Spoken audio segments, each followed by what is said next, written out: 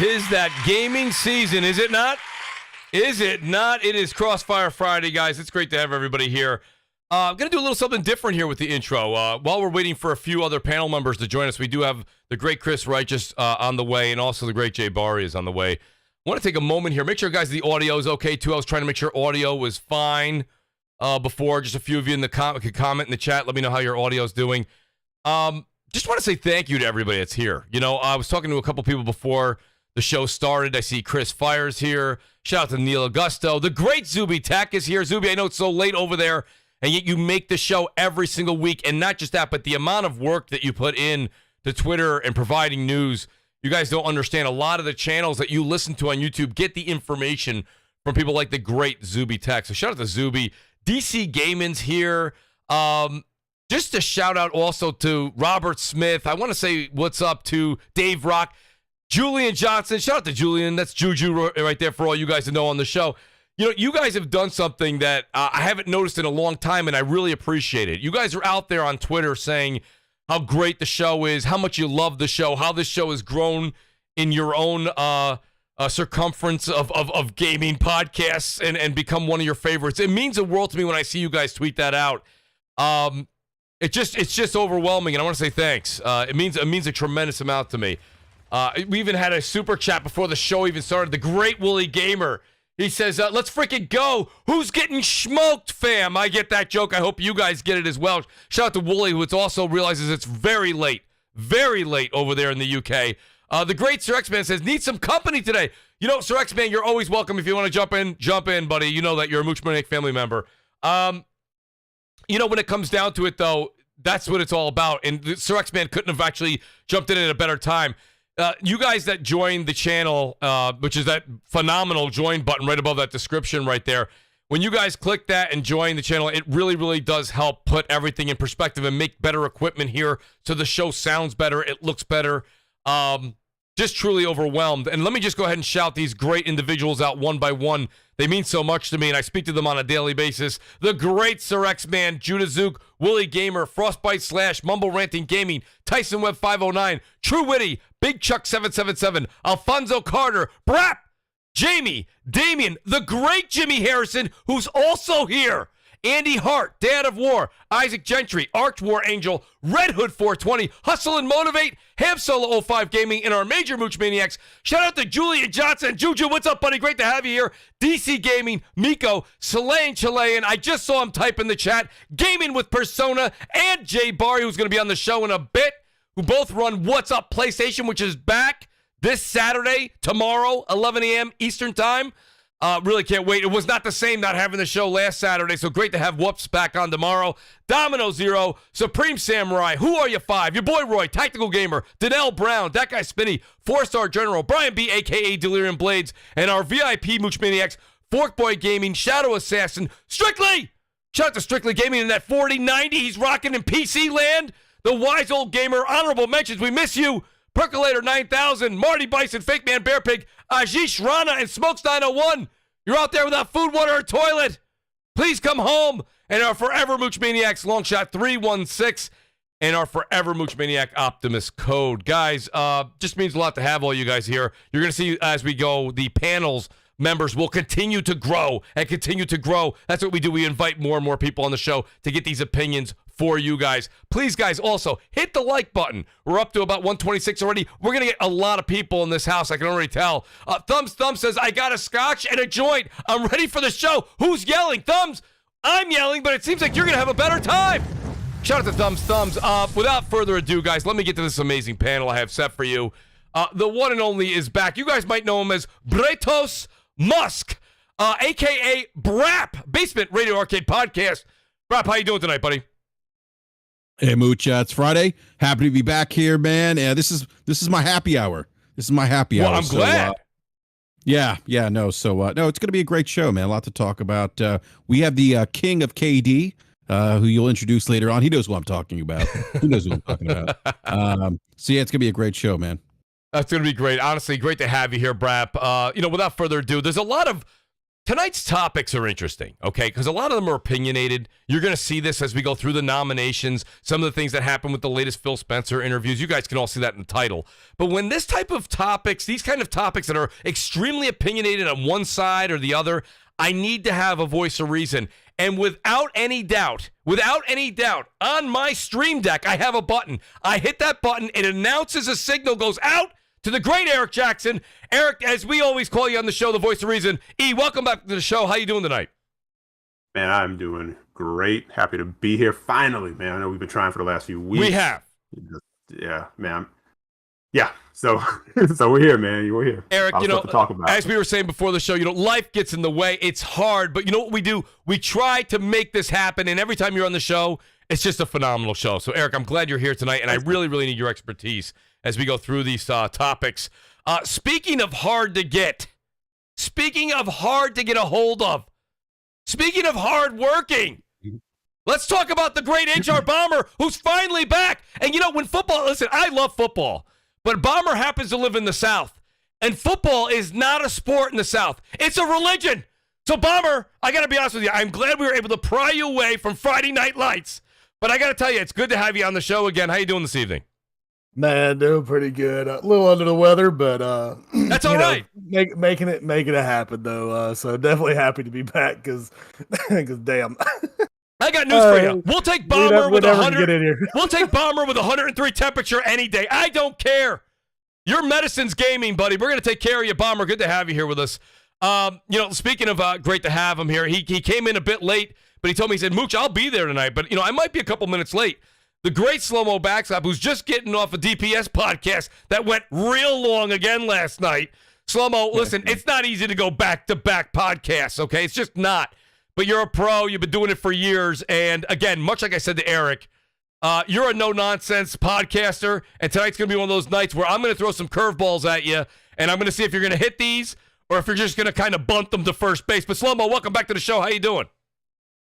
Hey, what's up, Mooch? What's going on? What's going on, everyone? Hope everyone's having a In great KD. evening. It's definitely I don't know who that is. I don't know who you're that talking is. about. Yeah. But no, like we're gonna have a great show tonight. And those curveballs, I'm telling you, I'm hitting them, man. Good. The guys in the outfield need to just stay back. Yeah, we're not back. Yeah, we're not going to do any kind of maneuvers out in the outfield to bring them in at all. Let me say this much, Slow-Mo. Great to have you here. Also, you keep Brapp in line. Slow-Mo, actually, I should actually have to pay Slow-Mo for that. The great Slow-Mo backs up here to take care of his Brapp brethren. Then I've got a Mooch Maniac family member here, just a phenomenal individual, great time friend of mine, and also big time gamer. Sir X-Man, thanks for volunteering your services in the chat. How you doing this evening? Slow-Mo new slogan should be, it's hard out here for a pimp in these gaming streets. Ain't that the truth? Ain't that the truth? Sir X-Man, great to have you here as well. Well, you know what? Listen, I'm going to go ahead and dive into these topics here. Let's go ahead and get to it first. And Slow-Mo, you know what? I'm going to put you on the hot seat first here tonight because you made such a great analogy that you're not going to hit. You're not bunting at all tonight. You're swinging for the fence.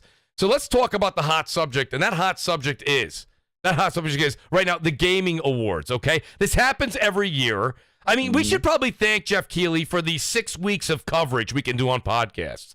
So I'm not going to lie to you. This is something I didn't think was that wild. I'm going to go ahead and read to you the Game of the Year nominations. First of all, give me your pick if you can right now, if it's not too early. I don't think so. None of these are tremendously much of a shock. And then also, let's talk about what we're hearing from the other side of the camp and how maybe they got some games may have gotten snubbed. Let me start just by listing them off, guys. We have Stray, Xenoblade Chronicles 3, A Plague Tale Requiem, Elden Ring, Horizon Forbidden West, and God of War Ragnarok. I believe that is the list as it is in front of me. And a lot of people, first of all, what's your pick, Slow-Mo? And let's bring up the elephant in the room, if you don't mind. We all heard last year that because of the release date for Halo Infinite, that it would be eligible this year for Game of the Year award. Where's Halo in this conversation? Oh, really? So that was because I thought Halo was eligible last year. No, I maybe okay. All right, it wasn't. That's okay. That's fine. Yeah, they have carryover, Slow-Mo, because I think Smash Brothers got nominated the year prior. 2019. Yeah, 2019. that was true. That was true. Smash Bros did get that nomination, but that was also all right. So look, I have a method when it comes to especially Jeff Keighley's Game of the Year award nomination. Yes, please. The Keeleys. And this method, and it's almost foolproof. I accurately predicted 5 out of the 6 that got nominated this year. So it Nice, usually Slow-mo. works. All right. Nintendo always has a token nomination. So of course Smash Bros, that like came out the actual year before, even though it was like on a fringe or whatever. Goddamn, because that was a slow year for Nintendo, and they had to give Nintendo one of their nominations. So look, Xenoblade Chronicles 3 is their nomination. Could have been Kirby, could have been whatever else, but at least one of them was getting in. Sony always gets at least 1 or 2. They got Horizon this year, and they got God of War this year. And then there's always 2 multi-plat. Usually the 2 best multi-plats to come out that year always get nominated. And then there's a token indie. Only one. Token They don't indie. do more than one, okay? So this is why every year there's like what happened to Ori? Oh, well, Hades came out that year. Sorry, Ori. Only one indie gets in. And you wasn't the one. Hades got here. Ori got snubbed both times. Man. Exactly. Like you're not. There's only one. Okay. It's not going to be Sifu and Stray. It's just going to be one of them. That's the one I got wrong. I thought it would be Call of the Lamb. But hey, like I said, that's the one that's always kind of gets people because there's usually about a handful of really good indie games come out every year, and unfortunately, only one of them can get that token indie spot. Hey, I'm just glad to be here spot. Because that's what that is. Because Right. you No, you're right. rarely have the opportunity to win. But my pick this year would be God of War Ragnarok. I think God of War Ragnarok will win Game of the Year this year. I think Elden Ring will get the majority of the wins. Like they're nominated for 7. Mhm. God was nominated for 10, but I think Elden Ring will win the majority. So of what their you're calling, nominations, but Slow-mo, not Game of the Year. To give a refresher for everybody in the audience, what Slow-mo's actually calling is a flashback to 2018 when God of War 2018 went up against Red Dead Redemption 2. If you remember the show, Slow-mo, and I think you do, because we talked about this, Red Dead Redemption 2 won everything. It was like art design, best clothing, best latte getter, all kinds of, all right, all these awards went out, and I said, wait a minute. This is tipping the scales. This looks like something very heavy is going to come and land on the other side of this ride, and and then God of War stole it at the end. So I got to say, I do agree with you. I think that's how it's going to play out. But I got news for you guys in the audience if you're listening. If you start to see the show progress and you start to see God of War win Best Narrative, Best Voice Actor, Best Cory Borlaug Impersonator, if you see all these things coming up, then I got news for you. Elden Ring's your winner. If it's the other way around, then it's God of War. Yep. And shout out to Jeff Grubb in the chat. He's right. It Takes Two won last year. The Yes. first time ever an indie won Game of the Year. Shocked everyone, literally everyone, which is fine, right? Ain't happening this year. Well, wait, there was another indie that won a couple years ago. What is it? I'm coming up with Camellia. It's not Camellia. Guys, help me out here. Jeff knows. Jeff, please help me out. I apologize. It's an indie 2D scroller.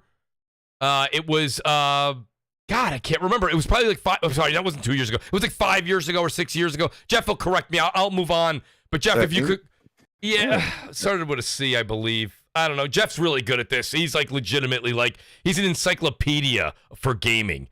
Well, I'll wait for Jeff to put it in the chat. Celeste, thank you, Dave Rock. Celeste won Game of the Year, I believe, years back. That was an indie game. No, Celeste was nominated, but Celeste didn't win. Celeste win? No, I didn't win. It didn't win. It was nominated, but it didn't win. I could. Oh man, I'm sorry. I really thought Celeste won that year. Who did it go up against? Who won that year? Oh man, I'll have to look it up because I haven't thought about that. Jeez, I guess maybe I'm wrong. I thought Celeste won it. While I'm gathering my thoughts, and I apologize, I was wrong. Oh, that was in 2018. So of course that's the year. Oh, that was the year it went up God of War. I could have Yeah. swore it won the year before that. Okay, I thought it was before. My apologies to the chat. I did remember Celeste being nominated, so you're right. It Takes Two Is that the first indie then, Slow-Mo? I'll stand corrected. Is that the first one in, say, the last decade? Technically, Since Jeff Keighley has been doing his award show, that's the first one that's won it. Yeah. Technically, It Takes Two is not really an indie because it was an EA game. It was published by by EA. So technically, I don't think I'd put that in the category. Yeah, it was kind of like big enough to break the Yeah, it's funny because the indie category in air quotes, good point, Sir X-Man. I'll introduce the great Chris Righteous. Chris, you're here, and Slow-Mo actually gave an outstanding answer. Chris, I know that you probably have a different thought for Game of the Year. That's what's great about having the great Chris Righteous on. Chris, I know you're already aware, but I'll run down them real quick. Stray, Xenoblade Chronicles 3, Plague Tale Requiem, Elden Ring, Horizon Forbidden West, and God of War Ragnarok. Chris, where are you on God of the on God of the Year? You like that one? How about Game of the Year? That's what they should say. Imagine if Keeley ever said that, he'd actually get killed. Yeah, he would. He really would get killed for that because you can't give any bias at all on that. Chris, where are you on Game of the Year, buddy? Well, first of all, what's up, everybody? How's everybody buddy? doing? Panel chat. What's going on? I think this is a good selection for Game of the Year lineup. I played all of the games except Plague Tale's Requiem. That's the only one I haven't played. I haven't even played the first game yet, and I enjoyed all those games. Stray the least, but my top 3 games of this year for me personally is on that list, which is Xenoblade 3, Elden Ring, and Ragnarok. Even though I haven't finished Ragnarok, but I'm almost near the end, and I don't see it going downhill from there. But all 3 of those games are like pretty much like my games of the years, But personally, seeing Xenoblade 3 up there, and usually JRPGs usually don't get nominated for games of the year. The last one was Persona 5 back in 2017. Because that usually doesn't happen, and I'm happy to see that.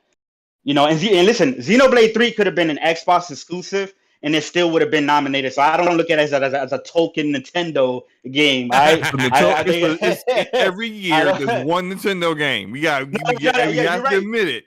No, every year there's one. You're right. You're right. But I'm just saying. I'm just saying Xenoblade is that good. You know what I mean? I think it deserves the nomination. So that would actually be my vote. But the way I don't care who wins, whether it's Elden Ring, Ragnarok. I'm gonna have fun with it. I think both of them, deserve it. I think it's gonna be between them. Who I think is gonna win. I think Elden Ring is absolutely gonna win, and I'm gonna tell you why. If you look at the past Game of the Years, for at least for like 5 years and beyond, right? A lot of them, or pretty much all of them, all of the Game of the Years have been the games that released the first half of the year, right? The first from like June, from like January to June, right? Yeah. So like Sekiro came out, I think it was like March or something like that. Death Stranding came out in November. Death Stranding was the most nominated. Death Stranding won the most awards. But Sekiro was the one that ended up winning. Yeah. Breath of the Wild came out in March. Yeah. Breath of the Wild came out in March. What else? Who won? Last of Us came out in June. That's what I'm saying, for January to June. First, I think Overwatch came out earlier too. Didn't Overwatch come out in like April or something, like May or some shit like that? It came out like April, like either April or March or something like that. Yeah. Right. God of War came out in April. and Red Dead 2 came out in October. Was the most nominated. You know what I mean? It was the most nominated and everything like that. So that, like, a lot of people think of recency bias. Recency bias doesn't really work like that. You know what I mean? Like, I don't know, because most of the Game of the Years, or pretty much all of them, have been games that released the first half of the year and stuff like that. And right now, Ragnarok is the most nominated. Ragnarok is going to win Best Narrative. It's going to win, you know what I mean, stuff over Elden Ring and stuff like that. But ultimately, I really think Elden Ring is going to be the one that takes it. That's my prediction. You know what I mean? And I actually feel confident. Listen, so the one thing I love, Chris, quick, Mooch. No, go ahead. I think it's fascinating how Chris literally picked it by date of release. Yeah, I thought that was interesting. Regarding Nintendo, they have not had a nomination every year. I just want to throw that out there, but they've been nominated many times. Yep, them and Sony are the two developers that have probably had the most Game of the Year nominees. What year did Nintendo not have a nomination? They did not have a nomination in let's see here. Well, they won multiplayer of the year with Splatoon that one year. Yeah, 2018, they did not have one. 2016, they were not nominated for anything. And I think those are the only 2 years. Let's see here. Yeah, those would be the only 2 years they haven't been nominated. But them and Sony are the ones that tend to have at least one nomination or nominee in Game of the Year. I think Sony, 1, 2, 3, 4, 5, 6, 7, 8. Sony's had 8 nominees. Nintendo's had 6. Wow. For Game of the Year. Wow, that's unbelievable. Shout out to a couple people that are showing up here. Shout out, by the way, to Lethal Papa. Shout out to Saltiest Gaming. Gavin House, his Mooch shout out. I sat here pouring of blood, but it's still in the chat. I appreciate you, Gavin, for being here, buddy. A lot of people showing up. But you know what? In all honesty, the interesting thing here is I feel like, I don't know, maybe you guys, you have a situation where From Software won with Sekiro, okay? Now and then you have recently also God of War 2018. So Sony Santa Monica has a W there as well. Both of these guys, these two juggernauts are going at it again. I'm not far enough in God of War to openly say this. I would say that God of War is probably my pick, but I would like to wait a little bit longer until I get a little bit further to make that call, where you say lock it in. But I will say this much. I think when it comes down to it, when you think about Elden Ring, and you guys tell me what you guys think about this, and I don't know who was I think Brap probably played the most Elden Ring here that I know of. Guys, if I'm wrong, correct me, Chris. I played more than Brap. Slomo, I didn't think I put 400 hours. Okay, then I played more than that. Then I'm wrong. I know that. Okay, Brap, Slomo has I remember. I put in over 100 hours, or over 150 hours for 4 separate characters. Holy shit. Okay, well then listen, guys, and you guys are all more experienced than me. The one thing about it is this. I actually had a really great conversation in chat one time with some of the real hardcore Souls guys that we all know in the community. And they were like, when it comes down to it at the end of the day, they said the open world was definitely something that was great and welcomed. I think it introduced a lot more casual players. It took a lot of that, I don't want to use the word fear, but that intimidation factor out that Souls games usually produce. But really, at the end of the day, when you got playing the game, it was Dark Souls 4 for the most part, with creative freedom as you could move around through the world. You could choose your path a lot better. Do you think a Dark Souls 4 with an open world can beat the narrative world and character development of a God of War when it really comes down to it at the end of the day, if you were a voting member on the panel? Yes. Yeah, didn't Overwatch win it over Uncharted 4 or some shit like that? Yeah. Overwatch did win. Overwatch won. Overwatch didn't have any kind of PvE or single player content whatsoever.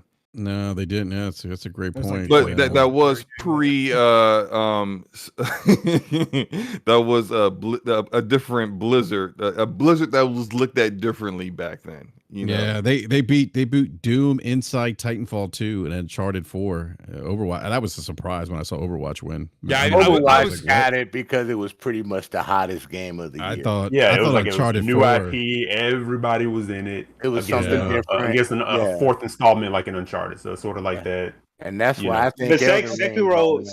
Sekiro always had a way more easier digestible narrative, right? But Death Stranding was the and I think it won best narrative of that year. Death Stranding was the big story AAA game of that year, and Sekiro won over. Resident Evil 2 was nominated too for Game of the Year. That Sekiro won. Shout out to Blustery A. I like what he says here, and I don't think he's really taking a jab. I think he was just it's a general comment, but it makes sense. He says it's not about picking the right game, Mooch. It's about picking the game you think earned Game of the Year. When it comes down to it, and we all have a bit of bias in us for this. But like you take a game like I love Warzone, right? You guys know that I talk about it all the time. You're going to see Warzone 2 footage that I have up here.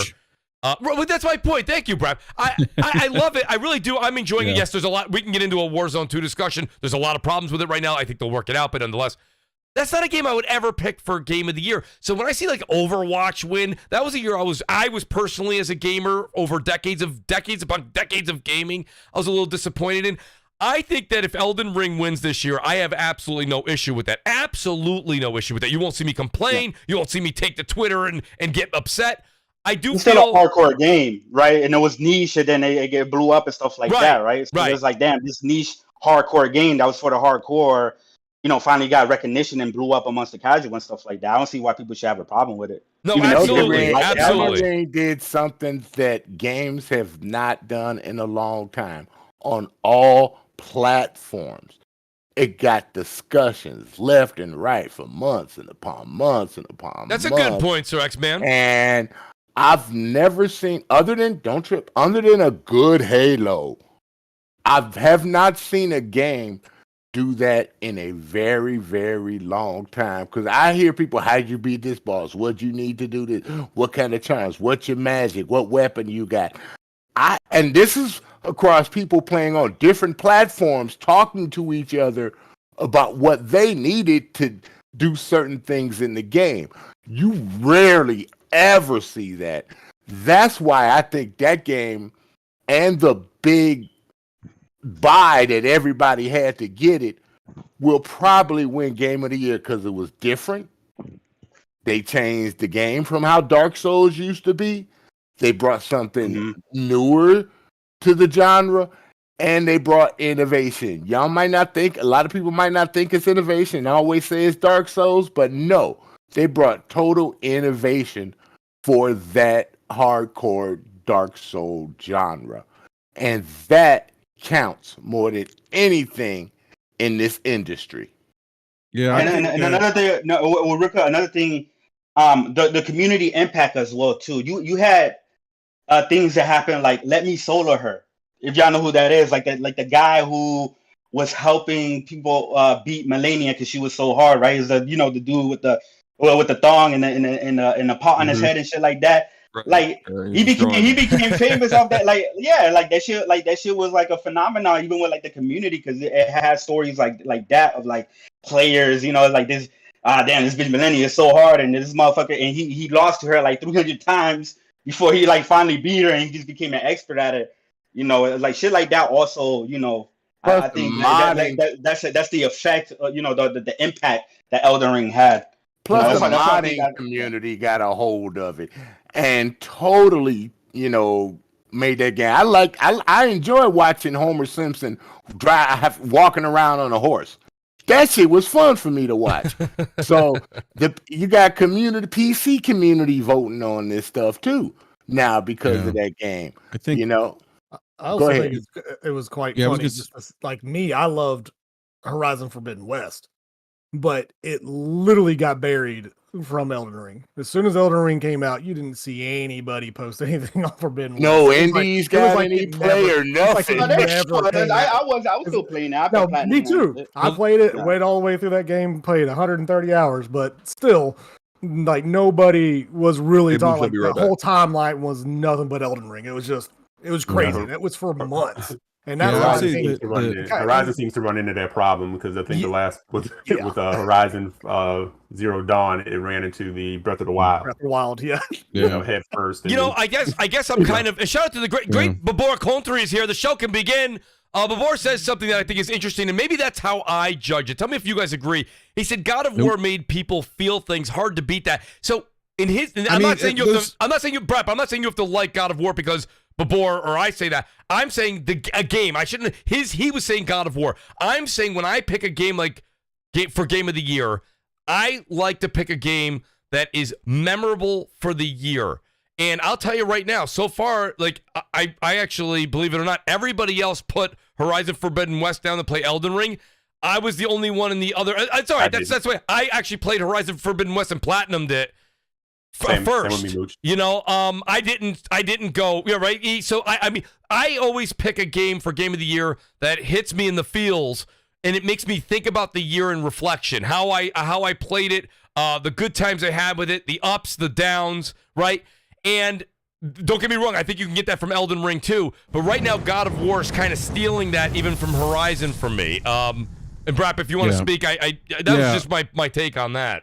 No, I get that. Like we all have different, Yeah, it's not to say my pick is the pick. I'm saying the feels thing is how I would pick Game of the Year. Yeah, I don't necessarily. For me, like I'm really like God of War is Ragnarok is just incredible. It's an incredible adventure for what I played so far. But right now, as it stands, and I won't make this I won't make my final game of the year decision until I actually finish God of War, and then I kind of let it. I think about it a couple days, like let it marinate, sit in my brain for a little bit for a couple days, and think about the experience. But if there's any game that I play this year, this is the one game that could knock Elden Ring off of game of the year for me personally, because I think the zeitgeist around Elden Ring wasn't something I've seen in a very long time. Yeah. And I think that for Souls game, that was like wow. Like I've never seen that for a Souls game. Like, yeah, obviously, like the Souls community's been kind of, this, tight knit community, and this community that kind of has this badge of honor of being able to beat these types of games. This game just I think it was Bomber, maybe E. They were like, I mean, you would see like on Twitter, you would see like the memes, you would see people like helping each other out. There was just this community about it, this buzz. I mean, and it didn't stop. They had a Discord page for it. Yeah, bruh. I mean, the zeitgeist. Seriously, the zeitgeist was incredible. Like I can't recall the last time I saw something like this for a game. The zeitgeist for God of War Ragnarok isn't, for what I've seen, at the same level, but that doesn't mean that God of War Ragnarok's not a good game. But I think that I'll use Breath of the Wild as an example. To me, Elden Ring is the Souls Breath of the Wild, and I wouldn't be surprised if Elden Ring wins it because of that fact. You guys ever, let me throw a curveball at you, Brap. And it was I like where Slow-Mo was going with his analogy that he gave a bit ago, and Chris as well. Here's mine. Do you ever feel sometimes they pick the third party so that they don't have these hard feelings between the first parties? Or no, that has nothing to do with it. The controversy, you mean? Like, let me tell you something. Last of Us 2 won, God of War won. Like, PlayStation has won multiple Game of the Year games. What were Brap, would you mind pulling up? I'll do it if you guys are not available to do it. I'll pull it up. But listen, I played in Platinum It Takes Two. Listen, great game. Love Joseph Fares. Love everything about his company. I want more to play like that. My point comes, Chris, from like when a It Takes Two wins. It's kind of like, Game of the Year? I don't know about that. You know what I mean? It Takes Two it felt like an arcade game. You know what I mean? It was like, you're playing with a partner on its couch co-op, and it's like, no, spin left.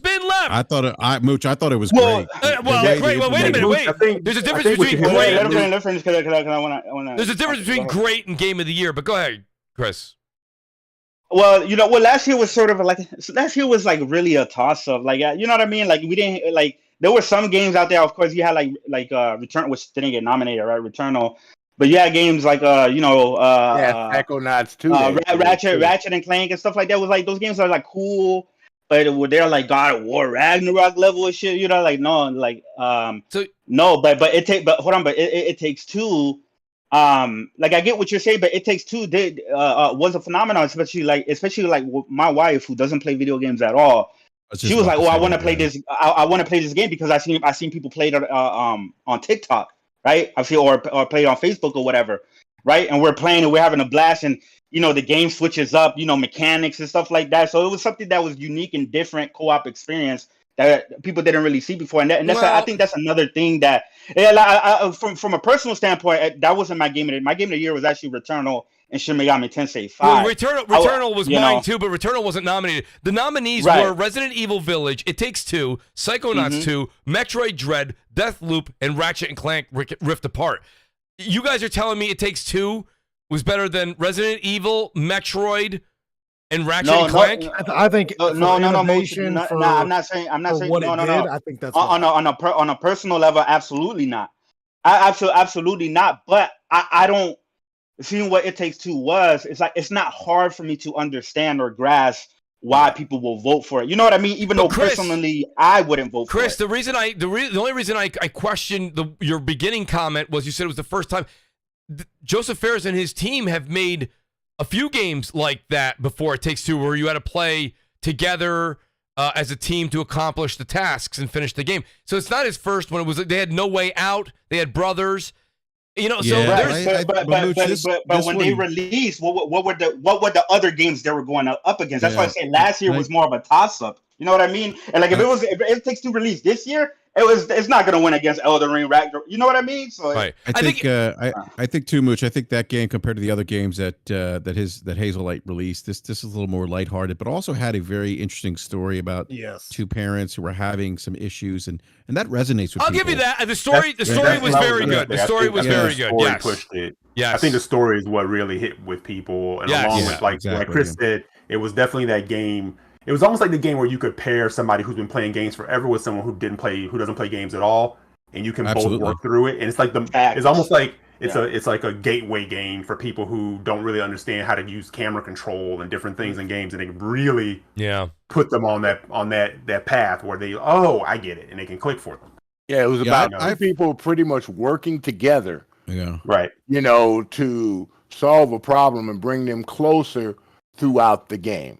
But that's I don't mean to interrupt, Sergio, but that is the epitome of a marriage or relationship, right? And working through these and like like figuring things out or going up against trying to defeat the odds, and the danger of what they were facing. That is very like analogous to relationships, and that's why I thought that game was brilliant. Even though you were solving problems and trying to avoid danger, like that's what you do in a relationship in real life. Yeah, no, and if you were an adult, you could notice a lot of the analogies and some of the puzzles were part of things that actually could have. I mean, part of the things that's real life. Genius. They didn't throw it out there as real life. But if you're an adult, you get it. If you're a kid, you're just playing the game, trying to figure it out. But as an adult, you know what that meaning is. Yeah, no, I agree. For me that was such a different experience from like the Deathloop, which I've played those types of games. Metroid Dread, I've played that type of game. I don't like Deathloop. I tried it. Ratchet and Clank, I've played Ratchet and Clank. Resident Evil Village, so for me, like I didn't have an issue with It Takes Two because it was different enough out of what I've played in the past. Right. Those other games, and not that there's anything wrong with those games, but there was enough a differentiator. And I thought from a creative standpoint, enough a differentiator where I was like, okay, yeah, I'm okay with the game of the year. I mean, that being game of the year. And with that analogy, Brap, that's where I put Elden Ring in because it was that much of a difference. Yeah, I mean, Elden Ring's. Yeah, I mean, I wouldn't say it does anything new that other open world games haven't done. But what they did do is execute the idea of open world in a Souls game. Yeah, and that's what was just the same way like Breath of the Wild did with kind of introducing an open world in a Zelda game. Although that's why it felt fresh to people. You know what I mean? So it's like, yeah, you're right. It's like it's not like anything like crazy new, but it's like the first open world Souls games, and they executed it, well for the most part. I had issues with that game, right? To me, it's not a perfect 10, right? But shit, that shit was a phenomenon. Like that shit was that's what I'm saying. It's really not gonna bother me either one. That my game, I'm not really that invested in this shit, anyways. You know what I mean? I'm the same way, Chris. Fun, shits and giggles. You know what I mean? It's like I'm a troll whoever is mad about who winning, anyways. Because right. Oh, there will be some people that are pissed off for sure. I already. The emotional investment in it is like hilarious because I'm like, whatever your game of the year is, that should be your game of the year. If you're actually playing games, you should have one that nobody can waver or shake you on. Right, guys. I want to reiterate that we people in the chat. I'm glad you guys are definitely weighing on your opinion on who you think should win this year. But when it comes down to it, everybody has a different taste. Everyone has a different opinion. Every game hits somebody different. So Chris is right, Brap's right, E's right. These guys are really nailing it. There's no wrong answer here. I haven't played either game, believe it or not. I'm just going by my perspective on what people say, how much people are enjoying the game, how much it seems like from what people tell me that it has changed a lot of things in the gaming industry. That's what I go by. As far as what should be a game of the year. That's why I thought It Takes Two. That's not a bad choice because I knew it innovated two players working together. Yeah. I'm not mad about that. No, listen, guys, I didn't platinum it because I was bored. I really enjoyed it. I thought it was a great experience. But again, for me, the way that I judge, the way that I rank a game of the year, it's different than some others would. And I'm learning that by listening to the panel. Real quick, and Brap, I know you wanted the mic, but let me introduce the great Jay Barry's here. Jay, you came in at the right time here. We're talking about game of the year and the nominations, and who will win and who got snubbed. Where are you at, Jay? I know you're going to talk about it tomorrow on Whoops, but where are you on this? I'm over here, I'm listening to Mooch, you know what I mean? What's good, everybody? What's good, everybody? What is good, man? It's a Friday night. The mood is right. Let's have some fun. Let's sir. I was done. Please. I need to get that. Bar, you hit it with your TGIF, did you? Yes, I did. Wow. Barry, what's that smell, Barry? Obviously, that PlayStation fragrance, because this is the reason why I'm going to let you know. And listen, I'm not coddling nobody's feelings, okay? Every goddamn year when it comes around Game of the Year's time, we have to coddle people's feelings. That's my opinion. Oh, my God. Everybody has their own personal game. If you don't understand that by this time in your lifetime in gaming, I don't know what the hell to tell you, brother. But I'm going to tell you whatever you say was Game of the Year, and I think it's not. You're wrong. Plain and simple. Anybody that say Elden Ring is Game of the Year, you're wrong. I'm sorry. And the reason why everybody say Elden Ring is Game of the Year, they lying to their goddamn self. Okay? Now, why is that? Okay, they give it to straight in. Fuck it. Nah, they lying to themselves because everybody loved Elden Ring for when Elden Ring came out. Everybody was talking about discoverability. The devs don't hold my hand. This and that. Then what I'm listening to is everybody talking about how everybody's helping each other. What happened to the whole discoverability? Stop lying to your goddamn people, man. Goddamn, man. If you like the game, cool. But stop lying about this whole discoverability and all this bullshit that you've been preaching through the whole goddamn year. You're lying to yourself. You know, discoverability. You discover YouTube channels that helps you throughout the whole goddamn game. I think I know who Barry's Game of the Year is. What Did he give it away? Hey, Jay Barnes, it's YouTube channels that do that for every game.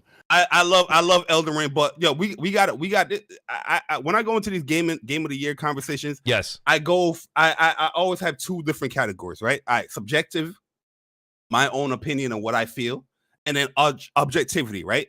I read the description as far as what are they saying or what are they conveying should win Game of the Year, recognizing a game that delivers absolute best experience across all creative and technical fields. That is the description for the Game of the Year, according to them. And when I look at that, when I'm looking at it from an objective standpoint and the stuff that I played, even though I personally loved Elden Ring, I thought the game was amazing. It was definitely in my top 5.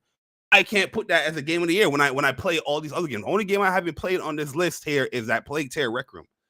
And when I think about that, when I look at the description, there's two games that come in my mind. This is not biased because Jay Barry, is a PlayStation game or none. No, it's not. It's the bias. It's me reading the description and applying it to the games that I played. Yeah. And it's two games that come to my mind. It's either God of War or Horizon Forbidden West. Me, I lean over God of War a little bit more because I feel this. I think when it comes to Horizon Forbidden West on a technical level, it is way more impressive than God of War. But God of War, the whole complete package, is not an open world game. You know what I mean?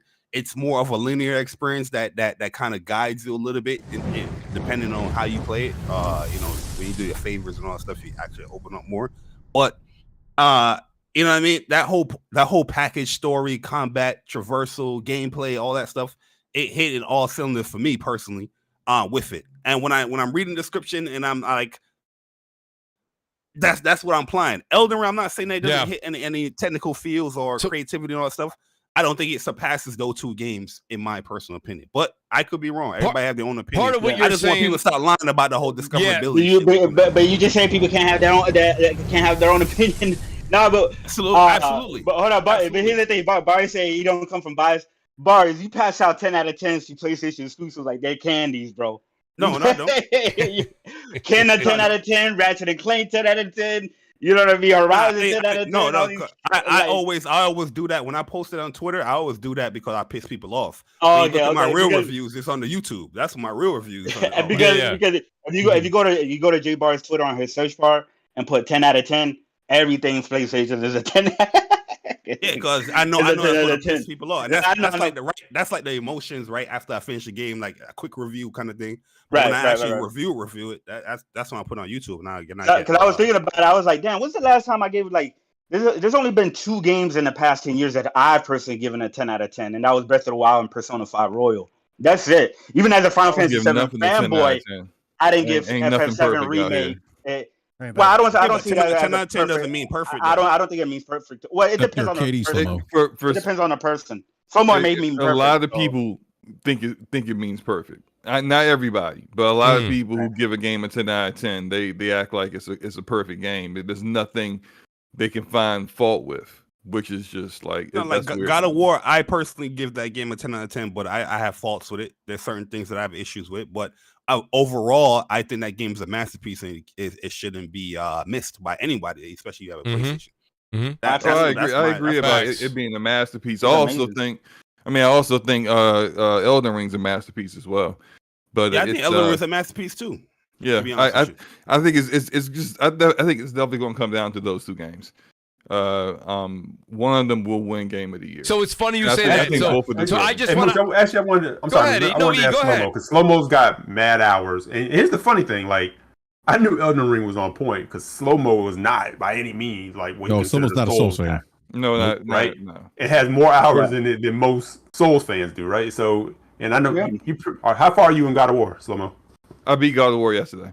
You beat it. Okay. So being the fact that you've played these two contenders, where's your head right now? Right. Okay. So Monday, when I was like 20 hours in God of War, I was like slightly Elden Ring. Now after beating God of War, it's probably slightly God of War right now. Okay, so can I ask? The better overall game. E, if I'm interrupting, I'll give you the mic right back. Do you think this is that what do we call it? Second half of the year favoritism? Do you think it's the last because it's the last game you played? It's still the flavor you got on you. You know what I mean? It's the scent that's still on you. Is that what's tipping the scales here for you, Slow-Mo? And when I say you, no, I'm not putting at you all. on the hot seat, but a lot of people feel that way. You know what I mean? Yeah, that happens to a lot of people. That's not it for me at all. I freely admit, I got a little tired. I got a little fatigued with God of War Ragnarok near the end. Like up for the first maybe like 80% of the game of my hours in it, I beat it at like 30-hour mark. For maybe 25 hours out of that 30, I was doing all of the side content. Every time there was a hey, I'm a ghost and I need help with something. Hey, I'm gonna help you. I was doing everything. And then at some point it was just like, nah, I just want to finish this story right now. It's just like there was like a flip switch, and it was just like some of this stuff I will do post beating the game. I just wanted to beat the game. Slow-Mo, you see yourself getting the platinum? Probably, yeah, eventually. Absolutely. With Elden Ring, like I'm the kind of gamer I am, I love build diversity. I love being able to have a completely different way to engage with the combat than I could with like a completely different weapon or build. And Elden Ring provides that. Sure, it's not like for your Souls fan, there's nothing in there that is any different than what you get from really Dark Souls 3 or Dark Souls 2. No. But for your fan, your gamer that isn't an Elden Ring fan, if I pick up a weapon and now I have whole new animations on how to do attacks, I have a whole different method of dealing damage to enemies, and to get the best out of that weapon, I have to completely respec my build just to get the best out of that weapon. Like, for someone who loves build diversity, that was all I needed. And for me, that's why I spent so many hours in that game. I would get a different weapon, and it's like, hey, you know what? I'm gonna make a whole different character, get that weapon, and build around that character. I literally have 4 different characters to beat the game with over 150 hours. Did you have a bleed build? That was the first time I beat it. I beat it with a bleed build, and I did. I may have played with you. I may have summoned you, I think, with that bleed build. Yeah, and I did the. I didn't save scrub like other people did. Like, I beat the game literally just like 3 times. With each character, and did the 3 different endings that you needed for the platinum. So am I the only one? So go ahead. Slow-Mo, with you, with Chris, and with Brap here, and you guys putting so much time into the game, I have yet to finish Elden Ring. That's probably going to be one of the games that I'm going to be playing over the holiday break while I get a little extra time. I will say this much, although Callisto Protocol is getting in the way, but nonetheless, I do want to say this. I actually missed, and you guys are not going to agree with me, but I'm wondering if you can just maybe give me a little a pat on the back and get this. I missed the linearity. I didn't, the open world of Elden Ring that everyone loved, I kind of felt like Shooter in Happy Gilmore when he was like, hey, Shooter, he's like, everybody seems to be coming around to Happy. And he's like, that's great, Doug. I'm not coming around. I didn't really come around, right? I didn't come around to the thought of this. I like the linearity. I like that I had to bust my ass and farm and get stronger and get better to move forward. Where here, I remember I went to, and guys, help me out here. Where's that area there? It's not Caldera. Sounds funny. But is it area? Caelid. Yes, Caelid. I walked into Caelid and I got my ass kicked. The nut stomper. And then I was like, I gotta get the hell out of here. I don't belong here. The game, without telling me, they're like, Mooch, get the hell out of here. Take a taxi. And I got out of there and I was like, man, I'm thinking to myself, but I wanted to go that way. Everyone's like, well, Mooch, you can explore. You can go wherever you want. No, you can't. So I was like, do you guys feel that way at all? Or you thought that? Do you think the natural progression of Dark Souls should go the way Elden Ring did? Yeah, I think it's a natural progression, and it's nothing like innovative to a Souls game, except for the fact that they took in some ways, a very archaic way of doing open world, and then they brought Souls into it, so then it became a new thing. But it's not like on its own individually. There's nothing really in Elden Ring that is completely new, or you've never seen this before, kind of thing. Likewise, though, I mean, God of War Ragnarok is top tier quality, but it also didn't really bring anything that was absolutely brand new. You never seen this done before, kind of thing either. Yep. The bones of it is God of War 2018, but on steroids, because everything is better than God of War 2018, but it's still God of War 2018. Which, if you played that, then you understand how the combat works. Yes. You understand how everything works. Like the way the base of the combat, the foundation of the combat is no different from when you start the game to when you end the game. It's just that you got better armor, your weapons are upgraded, and you have completely unlocked your skill tree, and that's it. And it's not there. We were talking about here, and it's like I don't understand how people like to make the argument of, well, Elden Ring didn't do anything new, and I'm just like, that don't necessarily mean you're gonna lose. You're not gonna win Game of the Year because you didn't do anything new. Slow-mo. And the people who say that are championing another game that didn't do anything new either. So it's like none of those games that were nominated didn't technically do like. Yeah, anything I mean, we haven't seen before. Yeah. Well, as somebody that said that you love building classes and all that stuff, you saying that you didn't have that feeling in God of War Ragnarok? No, there is, but not. But he's saying Elden Ring is way more. It's a different level in Elden Ring. Like you literally play completely different versus. It's God of War too. God of War is the same thing. It's just God of War. You have the same 3 weapons and all around, but.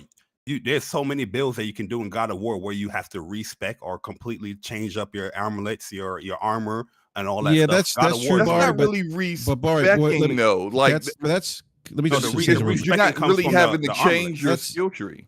No, that's true, like Barry, but like you gotta remember, so like Elden Ring is very long the lineage of Dungeons and Dragons. Like if you play Dungeons and Dragons, I'm not saying that. I'm not saying that God of War is more in depth. I'm saying that God of War, you legit, you kind of get that same feeling as well, as far as you. If you want to play a specific way, you gotta change. Well, you use it. Yeah, change your armors to use different. You can change armor lights and runics and stuff like that. But the way you're using the blades and the axe, it's still fundamentally the same, even when you change the armors and stuff like that. Not necessarily, because you can change it to certain what you call it, runics, and certain what you call the hilts and all. Oh yeah, that's what I'm saying. That's why I say that the runics and stuff like that. But it is. Well, I don't want to zero build diversity in God of War Ragnarok. I'm not saying that. I'm saying it isn't for someone who loves build diversity. It's not to the degree that you get it in Elden Ring.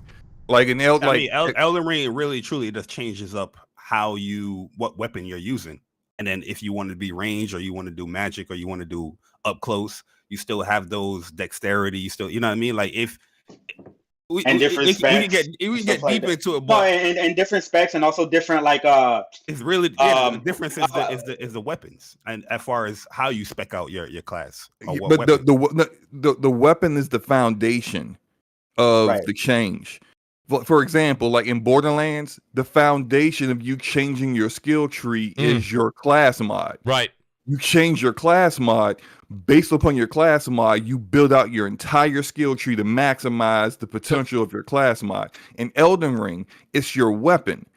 Your weapons actually, like, if to make, for example, the sword of Night and Flame. In order to get the most out of that, you need to have the majority of your skill points in faith and intelligence. So in order to do that, you need to have like the minimum spec to make the sword work, period, to get all of its actual moves to work.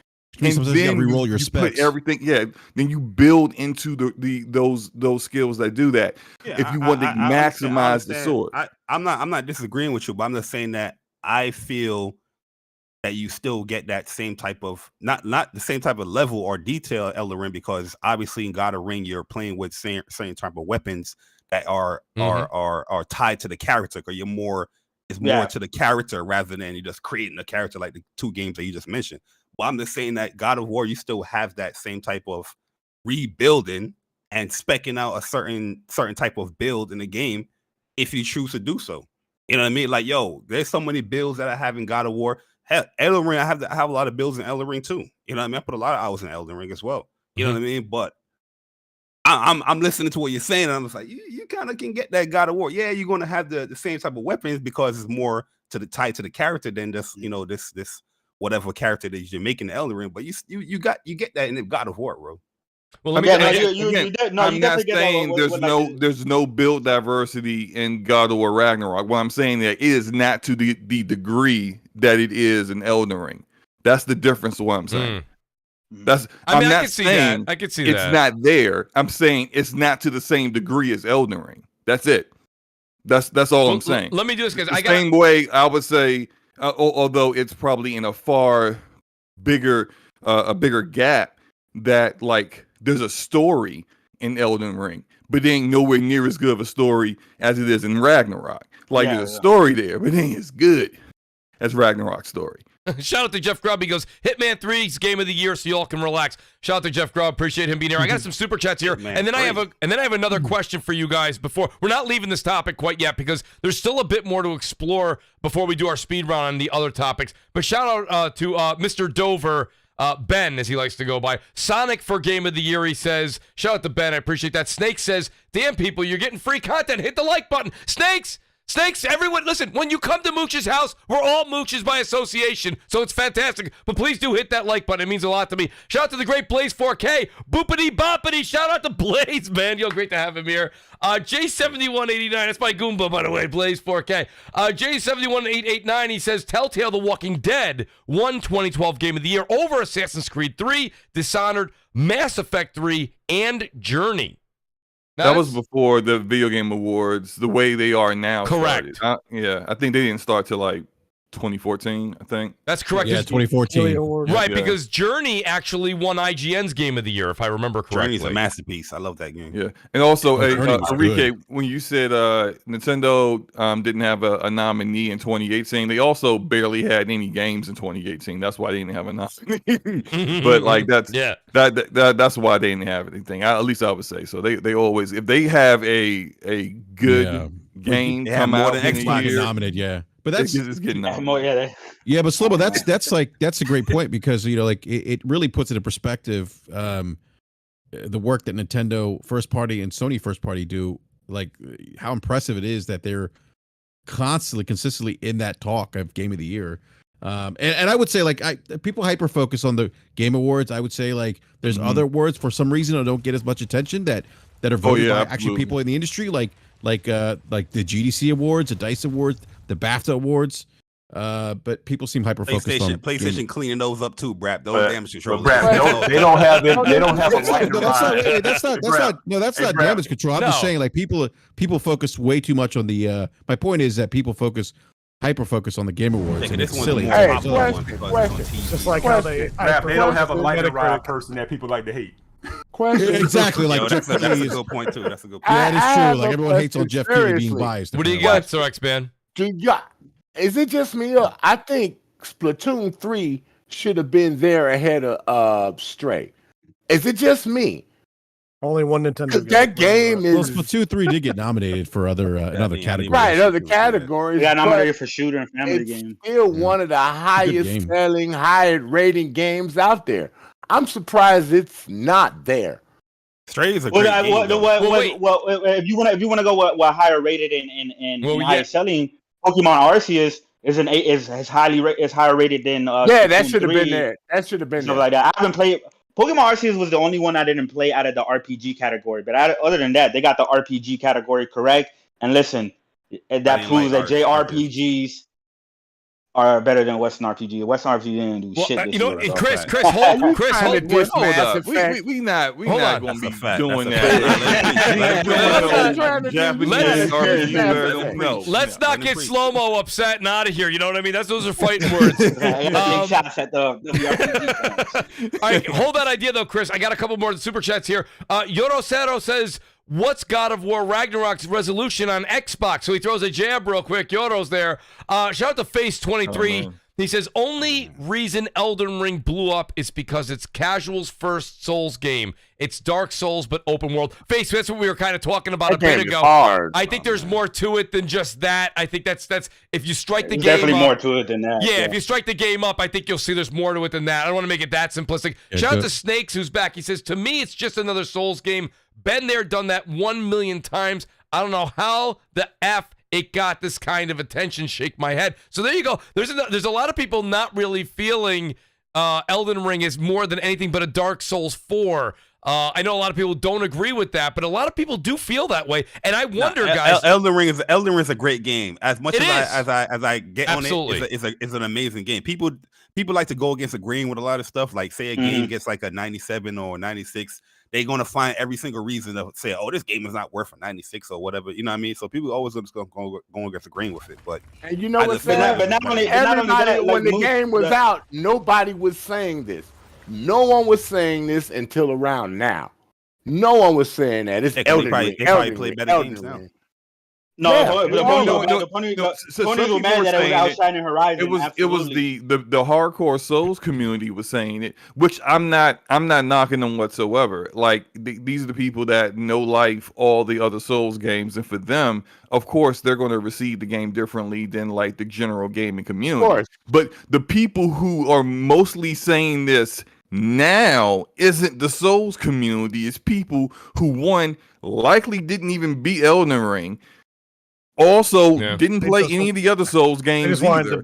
And those are the ones doing all this capping in order to just prop up another game, which is like ridiculous because it's like both of them. And they probably didn't play none of the games. So neither one of them. Community that really enjoyed it myself. I know that some of the diehard Souls content creators that I've been watching for 10 years because I've been a Souls fan since Dark Souls 1 in 2011. Then I played all of them since then.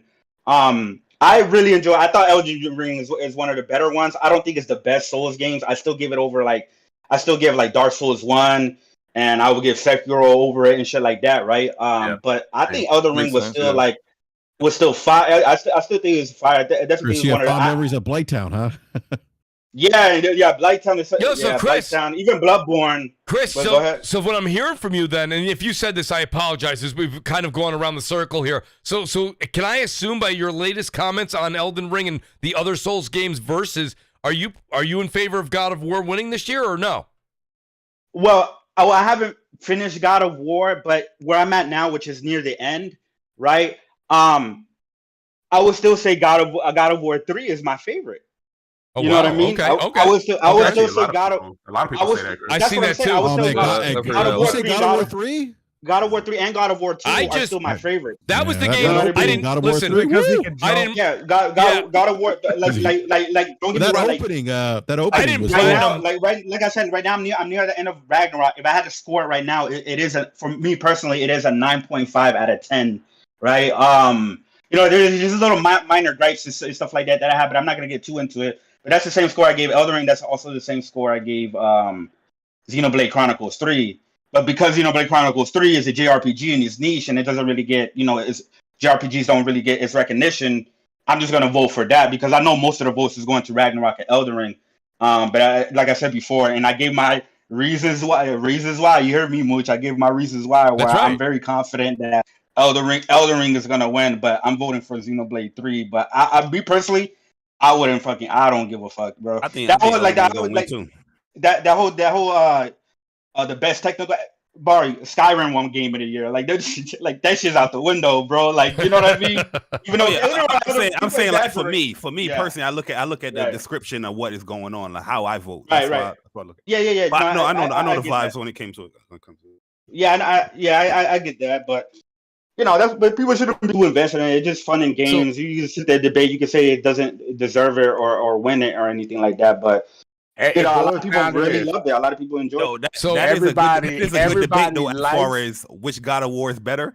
I would say this though: God of War Ragnarok has the best boss fights in the God of War franchise. From what I've played so far, Jay, that I think the boss fights in Ragnarok are amazing. They really are. It's all about it.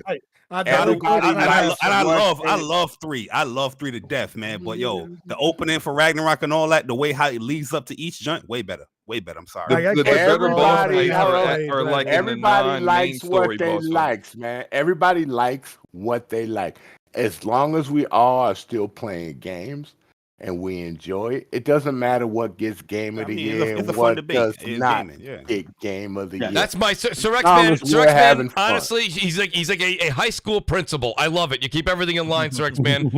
The great Rob Jones has joined the channel. Rob, longtime friend as well. Rob, great to have you as part of the Mooch Maniac family members. Thank you for that.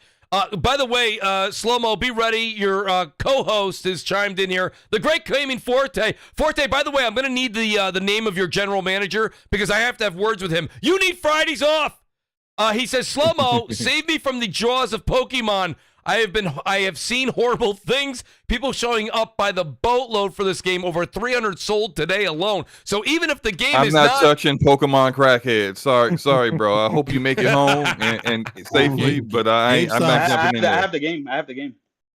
Oh, GameStop. Chris, have you started it? Yeah, I played... Is it as bad as people say it is? I mean, was that a topic that we were going to get into? Well, yeah, we'll get into it. Still reading super chats. No, I'm still reading super chats. Hold on. My apologies, Chris. I just got excited. I wanted to hear somebody who's playing the game and their 2 cents. But J7189 says, the open world for Elden Ring is the game's biggest strength. I think he's got a point. I still pick Bloodborne and Sekiro as my top 2 from Software games. Jace, I'm hearing a lot of similar things from the panel here. Shout out to With Gaming with Persona, the other half of What's Up PlayStation. Persona says, for builds, Elden Ring equals skill points, armor. He said armor-based. My apologies. God of War, armor and weapon-based. Did y'all pay attention to the game? Oh, you're going to hear that tomorrow morning. Oh, I got news for you. Persona. Elden Ring is weapon-based. Is very weapon-based. I think Persona's going to have a long rant tomorrow morning. I pretty much said that. Elden Ring was founded in this weapon, and God of War is not founded in this weapon, but like, I didn't get a chance to really like talk too much about what the difference in God of War, but it's the level of diversity is different. I'm not saying there is zero diversity. The level of diversity is different. Well, you're saying there are so many more weapons in Elden Ring and so many different ways to play the game in Elden Ring.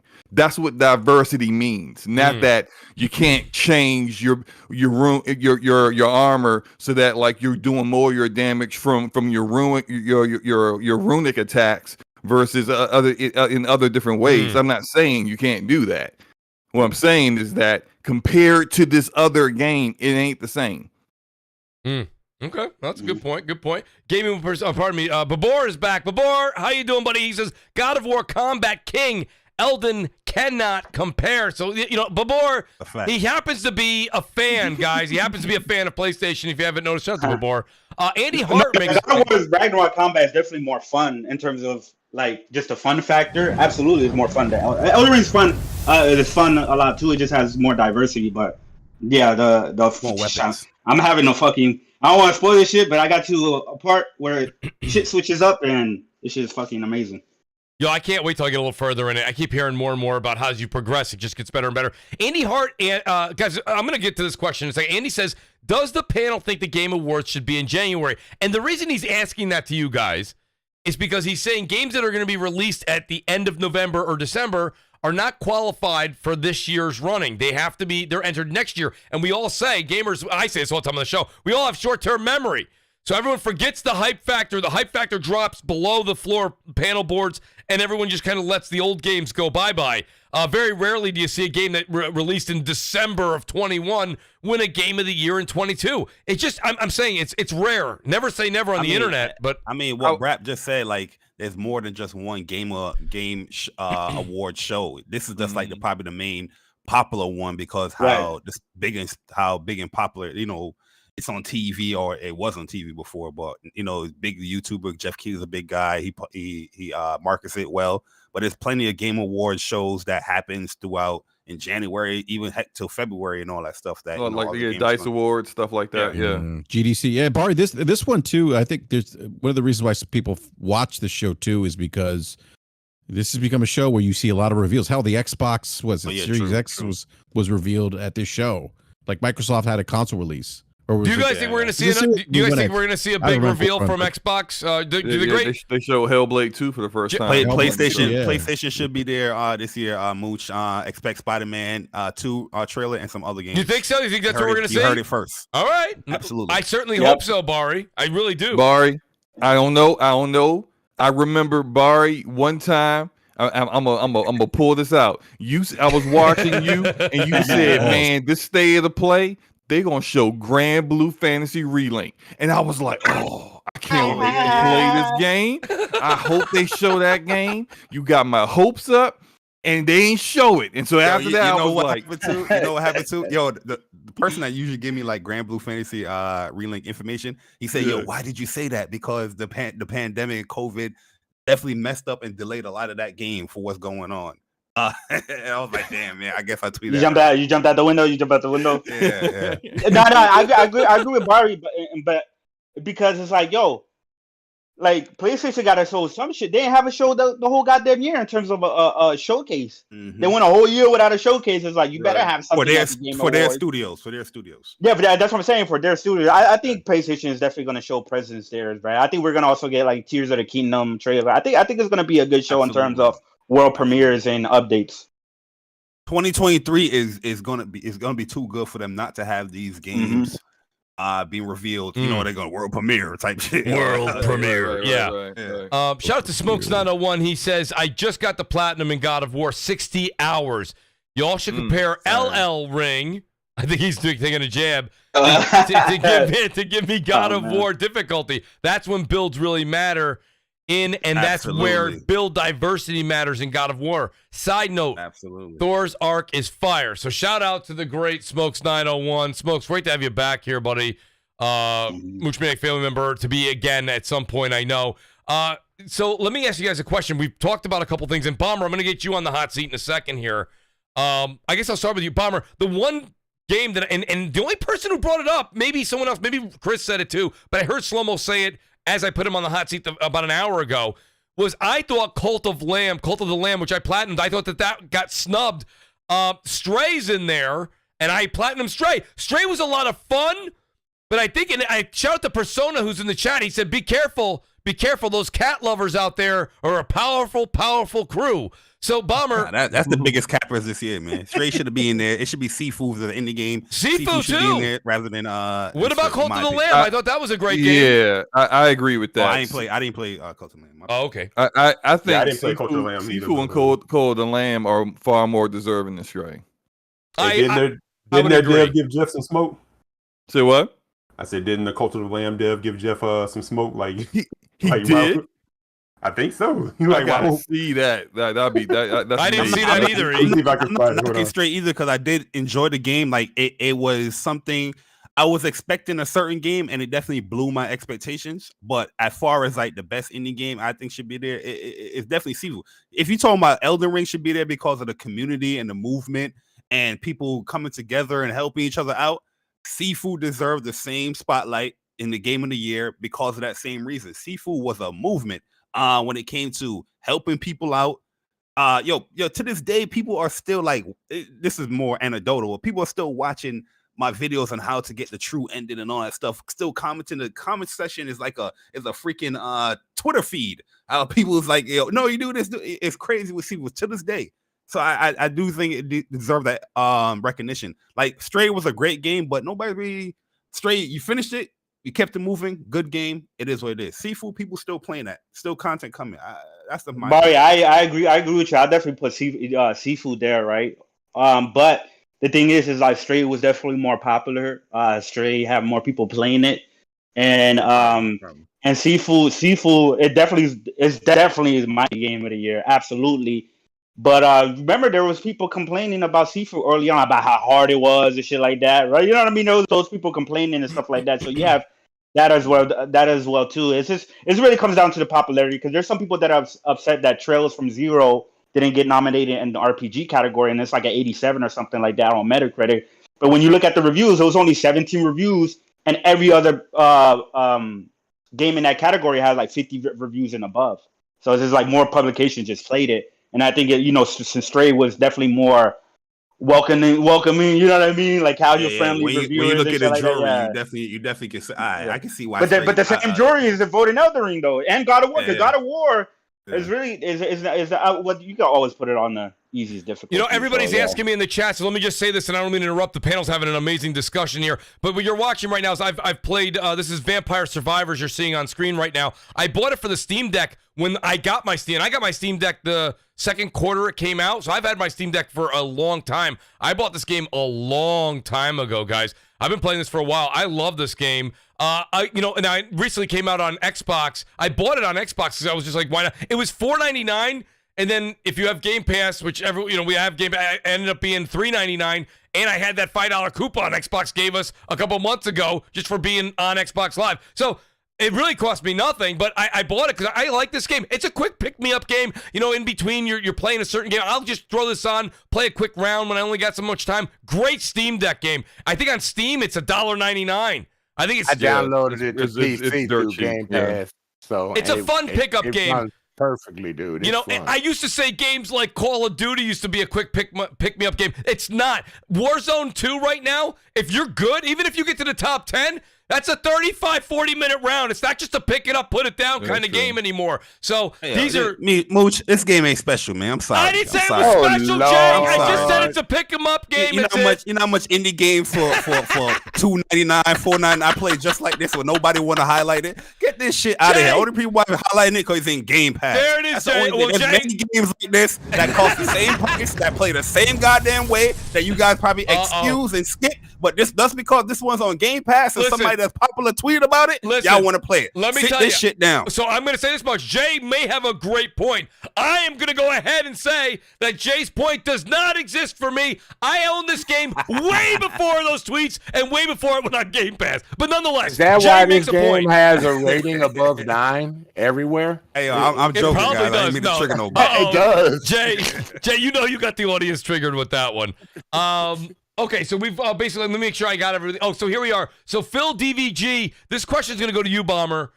He says, Halo Infinite got cat ears. Why ain't it there? So, Bomber, the reason I'm coming to you is everyone's going to go ahead and say that you're the token Xbox guy here tonight. And that's hilarious. Right? Well, it is hilarious. Above me? Hey, that's why he's been so quiet, man. What's going on? Strixman, I think you might. No, because I don't play Elden Ring. Because screw that shit. But you do play. Ragnarok, but Bomber, you do play a lot of Halo, and I got to be honest with you. You should be given the Nobel Peace Prize for that. I don't know how you're doing it. I see pictures of him being like, he's like, I'm playing this, and I got this, and I'm like, man, oh man, somebody help Bomber. He must have a fever. Bomber, real quick, do you think Halo got snubbed? What's the deal here? Because it's eligible this year. No, I don't think it got snubbed. I think it had too much missing from it to really consider it above what's in there now, what was actually shown. So, I mean, I love the game. Don't get me wrong. Mm-hmm. I don't really care for the campaign personally. I never got it. Never like hooked into me and got like want to make me want to play it. But the multiplayer, I never liked Halo really until this one, and then I've just kind of stuck with it for whatever reason. It's got its hooks in me. I can't help it. He doesn't even know. He's like, I'm not really sure. It's just good. It's good. It's really good. I mean, compared to other shooters like COD is just a rinse and repeat. You die, you respawn, you hurry up, and you die, respawn. It's just that monotonous. There's no teamwork really in Call of Duty at all. Whereas Halo, if you have a good team, you're going to decimate. If you don't, it's going to be a pretty tough game. But it's like Battlefield. It's like it's like Battlefield. Like Battlefield, if you have some teammates with you, you can really show up. So I mean, there's a big difference between. Mm-hmm. That's why I would never put them in any kind of category the same, other than they're the first-person shooter. But no, Halo didn't get snubbed just because, I mean, they missed a lot of their content. Their content finally came out now, and no. So I'm fine with it not being in there. I think what's in there is fine, I guess. I mean, Stray, I don't like cats, so I would never play that game. Oh, come on, Bomber! No, I hate cats. Screw cats. So I'd never play that game. Bomber, you hate pussy cats? Oh, no, I love it. I knew somebody was going to say there it. Goes the PG-13 rating. Yeah, of course, it would be Brad that would say it, right? Yeah, I'm just saying. Look, I'm saying what everyone's thinking. I think the Molly Duke. You want to go there? If you want to go there, I mean that game just definitely does nothing for me to want to even like. I even thought about upgrading from essential to extra just to play it because it's part of it. I was like, nah, I'm not doing that shit.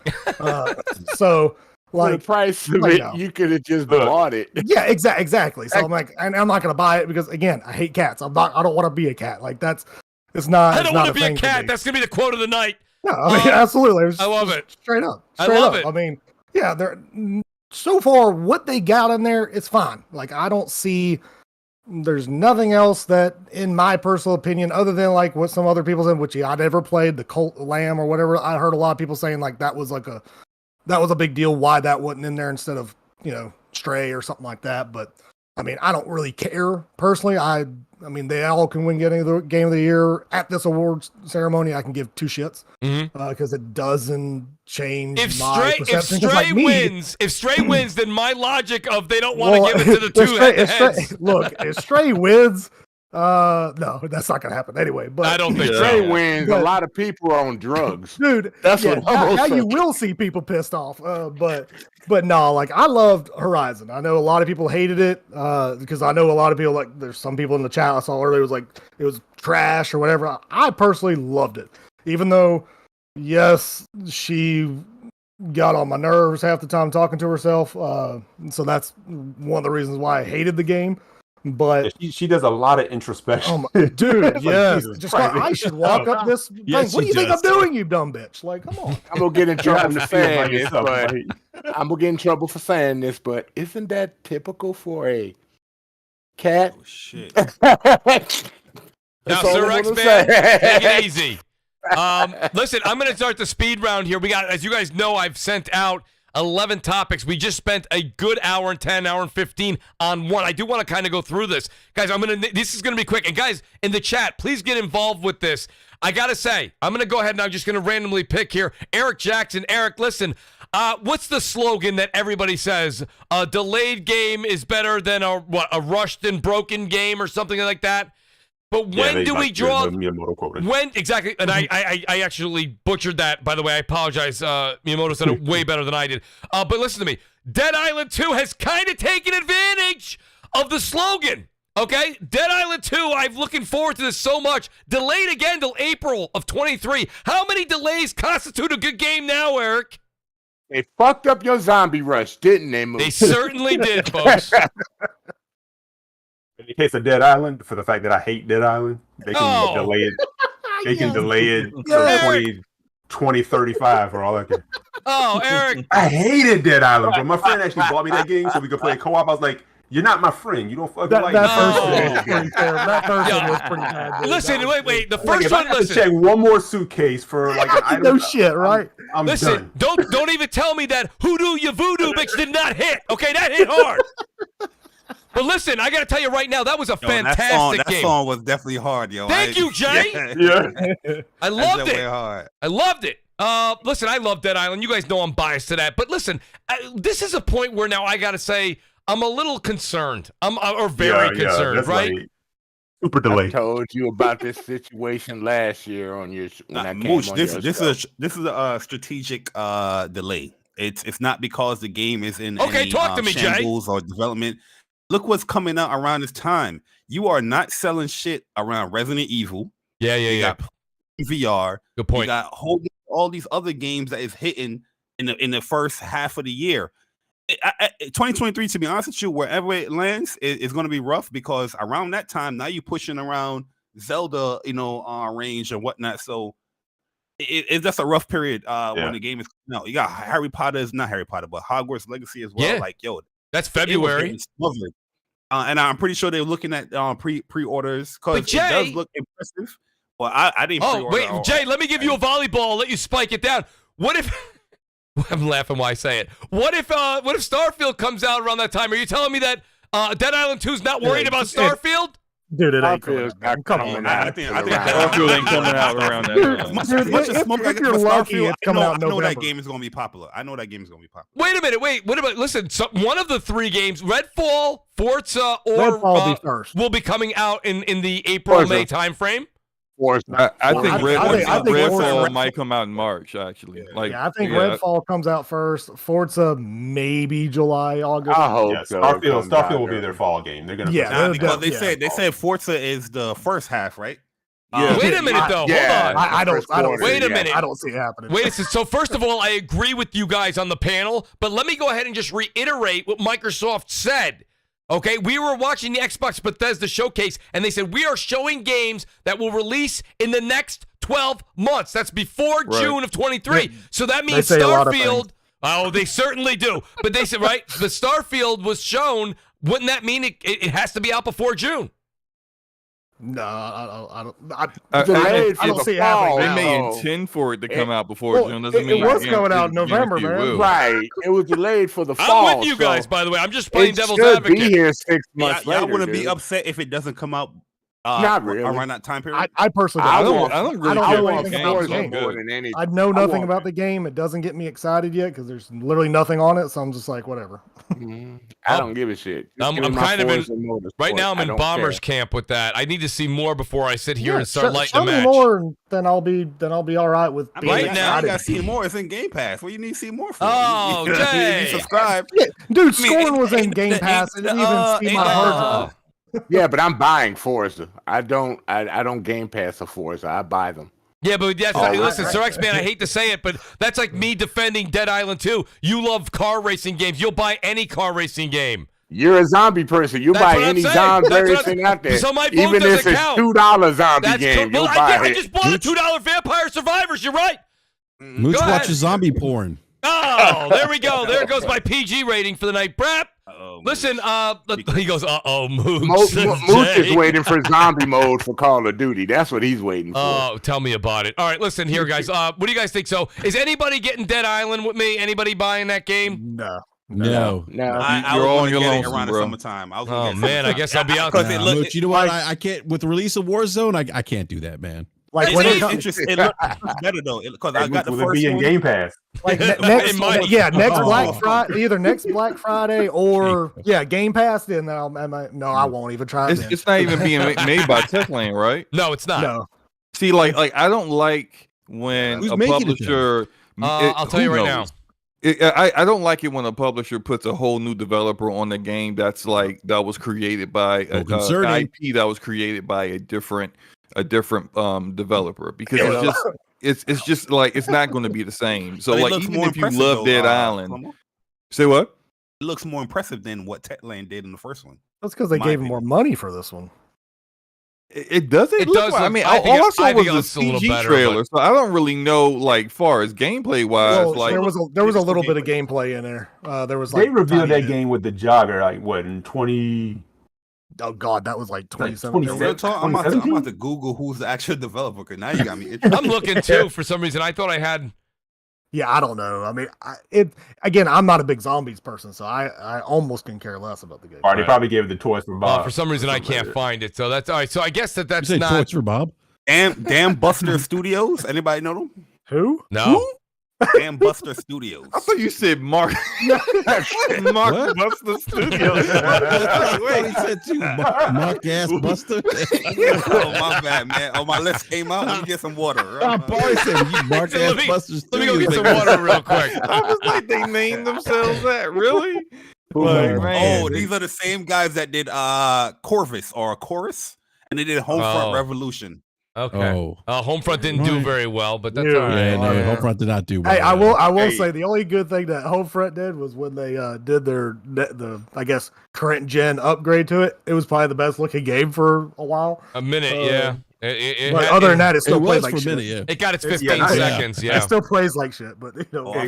Chorus is I like Chorus. It has some issues. I didn't play Chorus, but it was good. It looked like a good game. Yeah, it's a good game. It gets a little repetitive, but it is good. But that's okay. Well, let me go ahead and switch over here, guys. I might take that back, Slow-Mo. You might be right. Slow-Mo. So, Mooch, I'm sorry. Did it fall back? So, when was it supposed to release though? Again, I forgot. It was supposed to release, I believe, in was it February or January? January. I think it was January. Okay, gotcha. January. So now it's April. Okay. I think it was February. It was closer to where Harry Potter was coming out. Yeah, because they said 12. They said it was a 12-week delay. I mean, 12-week delay. Yes, 12-week delay. There's too much coming out. I didn't appreciate the devs tweeting out. It's only they literally said it's only a 12-week delay, and I was like, only? Yeah. That's what I'm saying. It's more I don't know why they strategic do delay. that. Yeah, it's Mooch, you have a zombie addiction. Man. I do have a zombie addiction. Only 12 dude. weeks. That's very say crackish. The developer said that. I didn't say. I know, but pissed. but yeah, pissed because they said only. Like that's kind of crackish. It is. It is ridiculous. It's the same reason why Forspoken got delayed. Yeah, Forspoken got delayed because it was like, yo, hold up, yo. This shit. Yeah, but now Forspoken's going to release a week or so before. February. I believe is it February? Yeah. I think February. Oh, no, January. That was January. Yeah, January. It is January? Dead Space is in January. Forspoken's in January. Oh, what a great January. I hope Forspoken's good. Like, I'm still... And, I saw somebody... I saw somebody in the chat say they didn't care. I'm going to go ahead and counter this. I got to say, Jay Barry said something, and every time I read about it, I am finding myself watching more and more PSVR 2 information videos on YouTube. I'm loving it. I can't wait. I don't know if you guys did. I know Jay did. I was able to pre-order it. I'm very excited for PSVR 2. I mean, I know Jay is. Anybody else grab it on the panel? No, it's too rich for my blood. So no. Mooch, remember when you said VR was a fat? Never mind. I did. We went over that last week, Brad. I'm past it. I know. Hey, listen. Let me tell you something. It's not PlayStation that kind of turned me on to VR. It's really. I got to give credit where it's due. It was the Oculus folks really got me into Quest, it. Yeah, Oculus Quest really got me into it. Yeah. I have a Quest 2 and a Rift S, thanks to the great Wilmy Hood. Yes. I have a Quest 2. I gave VR a shot. It's not quite there for me yet. Slow-Mo, I'm not spending my Friday nights with it, but I'm just trying to say to you, though, Saturday afternoon, you play a little, like Resident Evil 4 on the Quest 2, it's fun. Mm-hmm. I think it is. I refuse to play them kind of games. It's not gonna take you away as far as how you normally play games, but it does have those moments where this game is dope. Yeah, I hate to say it, but it's a full game experience. Horizon? Doesn't it come with Horizon? Well, one of the bundles. I got the Horizon bundle, so I'm getting it. But you can get it without Horizon and then buy Horizon separately. I got it with the Horizon bundle. I also got the charger. You save $10 with a bundle. Yeah, you save $10 if you get it with the bundle. So I did that. $50 charger. I got the charger because let's be honest, I don't want to have things dangling all over the place. Now I can just have a charger plugged in. I put the controllers on there. I'm done. I pick them up and play. Oh, there we go. Fantastic. Brad, timing's amazing. Yes, I've been wanting to ask you. It was. My apologies. Yes. I've been wanting to ask you. Did you return your Stadia? Did I return my Stadia? Did you get a refund? They canceled it all. No, what I did was I met up with Bomber down in Alabama, and he said pull, and I threw it, and he shot it. So that's what we ended up doing. What did they give you, like refunds? Did you not get a refund? I didn't put in a refund for the games that you bought and stuff like that. I didn't buy any games. Oh, well, there you go. Mark. You problem. Didn't have any games to buy. I didn't. Because everything was already on your PlayStation or PC. Well, that. But when I joined, I got the 3 months. I was only there for 3 months. Everyone's dragging it out for 3 years. I was there for 3 months, but the 3 months I was there, right? They gave us those monthly games, so I played the monthly games that were free, like the same way we get with PS Plus and what we used to get with Xbox games with Gold. You get the 3 games, and I was playing those games. So I tried that. I took it on the road for the first time. Remember, I said it on air. I went on the road. The whole idea of it was supposed to be what it was supposed to be. And everyone gives Stadia crap. By all means, feel free. But let's be honest, except for Sir X-Man and like 5 other people, no one's using xCloud either. Like we're not. Speaking of slow-mo, what he said, we're not. I do. Oh yeah, you use it. I use it on my phone and tablet all the time. You use it 3 feet from your router. No, I got internet on. I got 5G on my tablet, and I got 5G on my phone, dude. I don't have a single problem. I got news for you. Yeah, but who the hell wants to game on their phone? I use xCloud on my Steam Deck when I go on vacation, which is once a year. Hey, I did play that Vampire Survives on my on my phone. Well, yeah, but you can play that on your toaster. I played Doom Eternal on my phone, and I didn't have a problem. on my daughter's Leapfrog. That's right. There you go. No, but there is an addressable market that will do that. I'm not saying it's the masses. Brap, we can't speak in absolute, so of course you're right. What I'm saying. That's my of course you're right. Right. I don't. The only time I use cloud game is when I go into the office and I close my office door and I'm like, all right, let me see what I can do, or if I'm Barry, right, or if I got to go to the mechanic shop or to a doctor's office and I got nothing to do, I fire it up. Hey, Barry, I hope you don't have any coworkers that listen to this show, by the way. I was just going to say. Oh, no, they don't. No, they don't. Oh, wow. You know that guy in the Lisp down the hall? When he's closing the door, he's playing video games. At the end of the day, they couldn't do shit anyway. I'm their boss.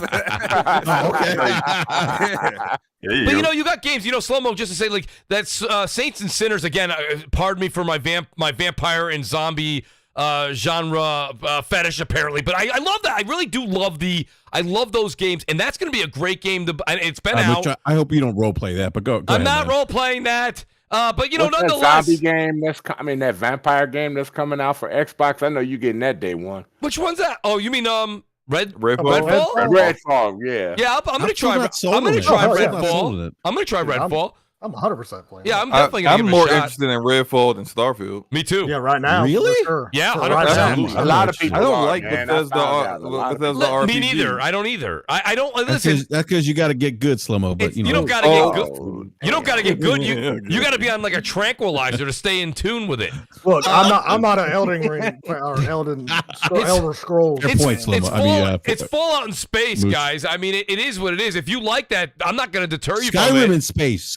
In space. People say that, yeah, I got news for you. For me, it looks like Fallout. You take Fallout 4 and take the set that it's on and just move it to the moon. Boom, Starfield.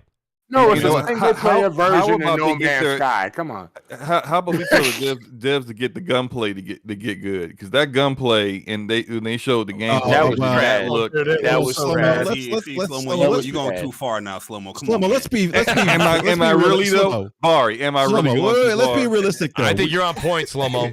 Well, you gotta think about this, Slow-mo. Maybe there are perks for your gun that you get to upgrade to make the studio. I hear they say the same thing about Cyberpunk. The best way to play Cyberpunk is running around with the melee weapons and using Sandevistan. It ain't shooting your gun. No, it's not. Slow-mo, but you know what? If you're looking for improved shooting mechanics in a Bethesda game, that's probably not going to happen. That's not where the strength of those games lie per se. Like even with the combat of mechanics of Skyrim, the hacking motion that a lot of us make fun of. If Skyrim combat looks like a drunk person grabbed a sword and decided to run around. That's my point, Slow-mo. But again, that's not the game's strength. No, Slow-mo. I used to tell Cog that all the time. Like, get out here with those what's your most anticipated game on this list?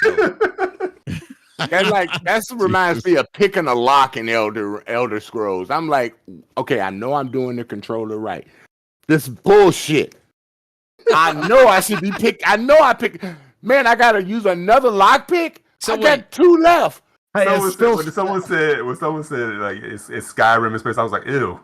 Yeah, no, same here. As soon as I said that, I was like, "Oh, I guess I'll pass on that shit." Come on, Skyrim was good. That's marketing. No. Though. That could sell the game for a lot of Wait, people. you guys not like Skyrim? That's true. No, for sure. There are a lot of people that love Skyrim. Yes, they Millions do. of people will love it for yes, that they reason do. only. 100%. Yeah, Skyrim was. Enrique, I've always felt Bethesda proper was nowhere near as good as like their published studios. Oh yeah. I've been one of those people too. Yeah, I mean, I don't disagree. I mean, like, you know, you look at like id Studios and Machine Game. Yeah, I mean, I don't disagree. But I think a lot of the there is a Arcane. Yeah, there is a fandom around Bethesda games. I mean, there just is. There is like Fallout. Yep, and they fix their games for them. Yeah. Well, I mean, I mean, I could see that. The thing argument, about I it guess, is They but said just- we're getting what another update for Fallout 4. I'm like, so you can get 4K ham faces. Oh, man, come on. No, there is Enrique, you know it's true, man. I mean, this game has been in development for God knows how long. Like 20 years. Well, yeah, 20 years. I'm exaggerating. I feel like 10 years. I feel like they should have. Not 20. No, but It's on the something real, like I'm hoping that Starfield will be the one that kind of brings me around to them. But they got a lot. They got a lot to fix, man. Because you know what's funny? Slomo, we talked about this. Like they used to have the Bethesda charm, right? Now you get the From Software charm. From Software gets the pass on the charm now. Right. Yeah, but you know, I think release a game with know what you're waiting for performances, in and that everyone game. says, "Oh, it's You're okay." You're waiting for your sex scene in that game. That's what you're waiting for. You want sex in the game. That's what. You want. I think if you're looking for an engaging combat, then those games aren't for you. They just never have been that.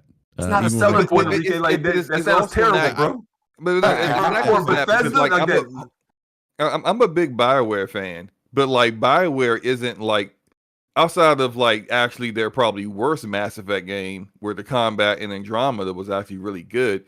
Like it's normally just passable. It's like it's good. It's decent combat. It won't harm the experience. But like when it comes to like BioWare with Dragon Age and with Mass Effect, what was the key to it was like great characters, great stories. The great storytelling was like it was above reproach. There was like an Anthem, right? Based on that, I'm gonna give Bethesda ain't got that. I'm gonna cut Enrique some slack. Yeah, but different design philosophies though.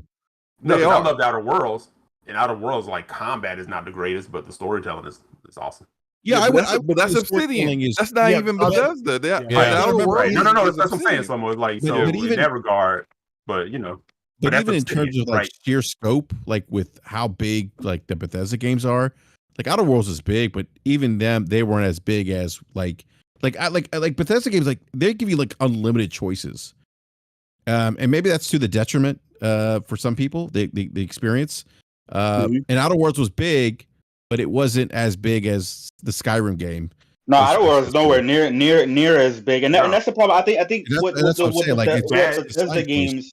Yeah, with the Bethesda games, because I've been playing them since Morrowind on the OG Xbox, and I played them since then.